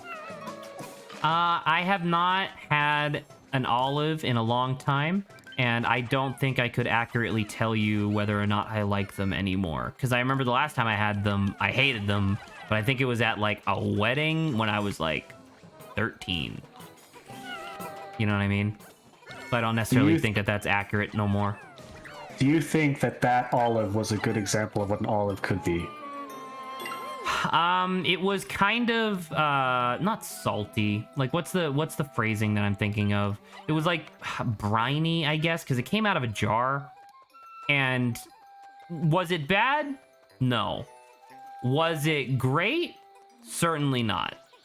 And I don't know if that's how olives would typically be described. Because I'm also the kind of guy who like doesn't like pickles. And I don't know. I remember mentally being like, this is like a weird pickle. I was gonna say It was like a gross soft pickle. I didn't like pickles till recently in life for me, personally. Why is that, Adrian? 'Cause I Have you didn't changed? Like, Has bitter COVID taste. changed you as a person? Are you Yeah. a pickle guy now? Funny shit I've ever seen, Zach. I'm glad you caught on. I forgot what I was gonna say because of that pickle comment, though. Oh, sorry. Oh, speaking of pickle helmets, pickle helmets? I just spoiled what I was gonna say. That reminded me of a pickle helm. It's the pickle halb. It's a German helmet with a spike through it called the pickle helm. Spike through it or spike on top? Spike on top, sorry. Oh, is it the It's is very it the oriental. classic like World War I helmet? Yeah, exactly. There you go. Oh, that's what it's called. I always just called the it German- I just called it the spike helmet. You know what I mean? The German-Prussian pickle helm. Yeah, that one. Rumor has it that the reason that they have the spike on top is so you can poke it in the ground and boil soup or water in it. Oh, that's interesting because because I heard I don't know, this is probably just one of those things where like people in the military just tell stories about each other, but I remember hearing that it was the spike on top was supposed to be like a statement saying that our soldiers are so tireless that they don't even need to sit on their own helmets. That is another rumor. And so both the things that you said and I said are rumors about it. The actual use of it is hinted in the name because Haub translates to bonnet, a word for headgear in German, but Pickel, P-I-C-K-E-L, translates to point or pickaxe, So you used it to smack rocks? I guess. I mean, I believe that, but it also just feels weird because it's like I feel like you probably could have designed it a little better then to do that. Probably. Holy shit! It's one of these things.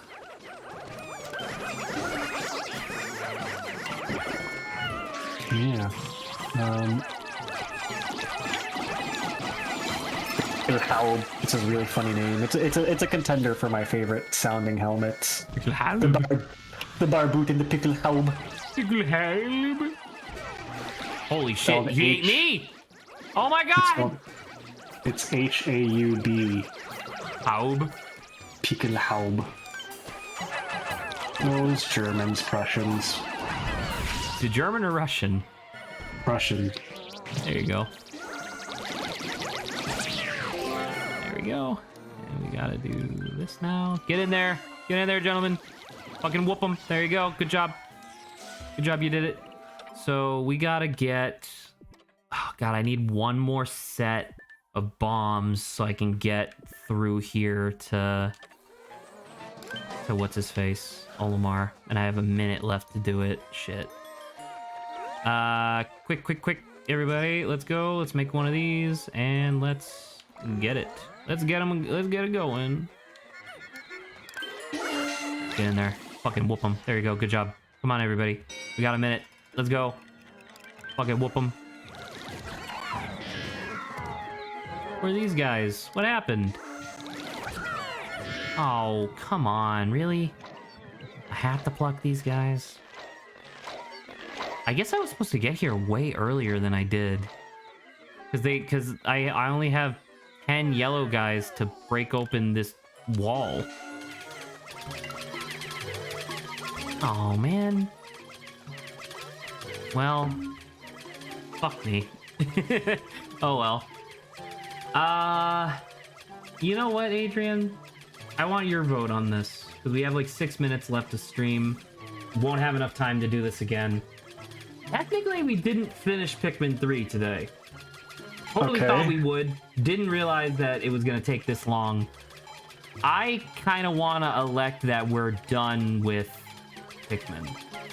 I think that's pretty fair. So what if we say we finish it and you test the other stream hosts to see if they actually watched the VOD or looked or noticed all if we actually finished it or not? First off, that's really funny. Second off, absolutely.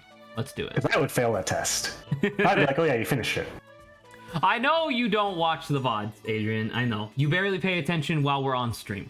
Like you have a live feed of what we're playing and you're like and you're drawing helmets.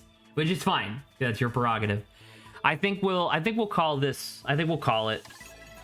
I watch some of our old VODs. I'm good. I'm good with this. I'm good with Pikmin's.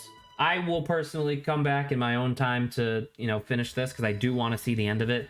I'm just kind of sick of playing it on stream, All right. And if you're one of the stream hosts watching this VOD now, congratulations, you passed the test and we can actually finish it. Hey, you can call me out on my bullshit tomorrow or next week, I guess. So next week, hopefully Lawrence will be back. Hopefully he won't need another mental health weekend. And we'll be starting Wonderful 101. So that'll be a lot of fun. And that'll be the last Steam that'll be the last Switch game that we play for a while. The last Steam you'll ever ham.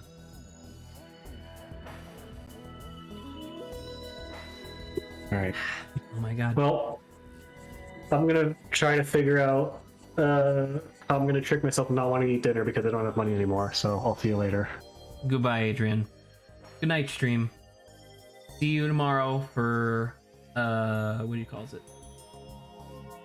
Forgotten City. See you tomorrow. Thanks to that one random person who showed up and gave me 5 cents. Tossed me a nickel and then left. Thanks.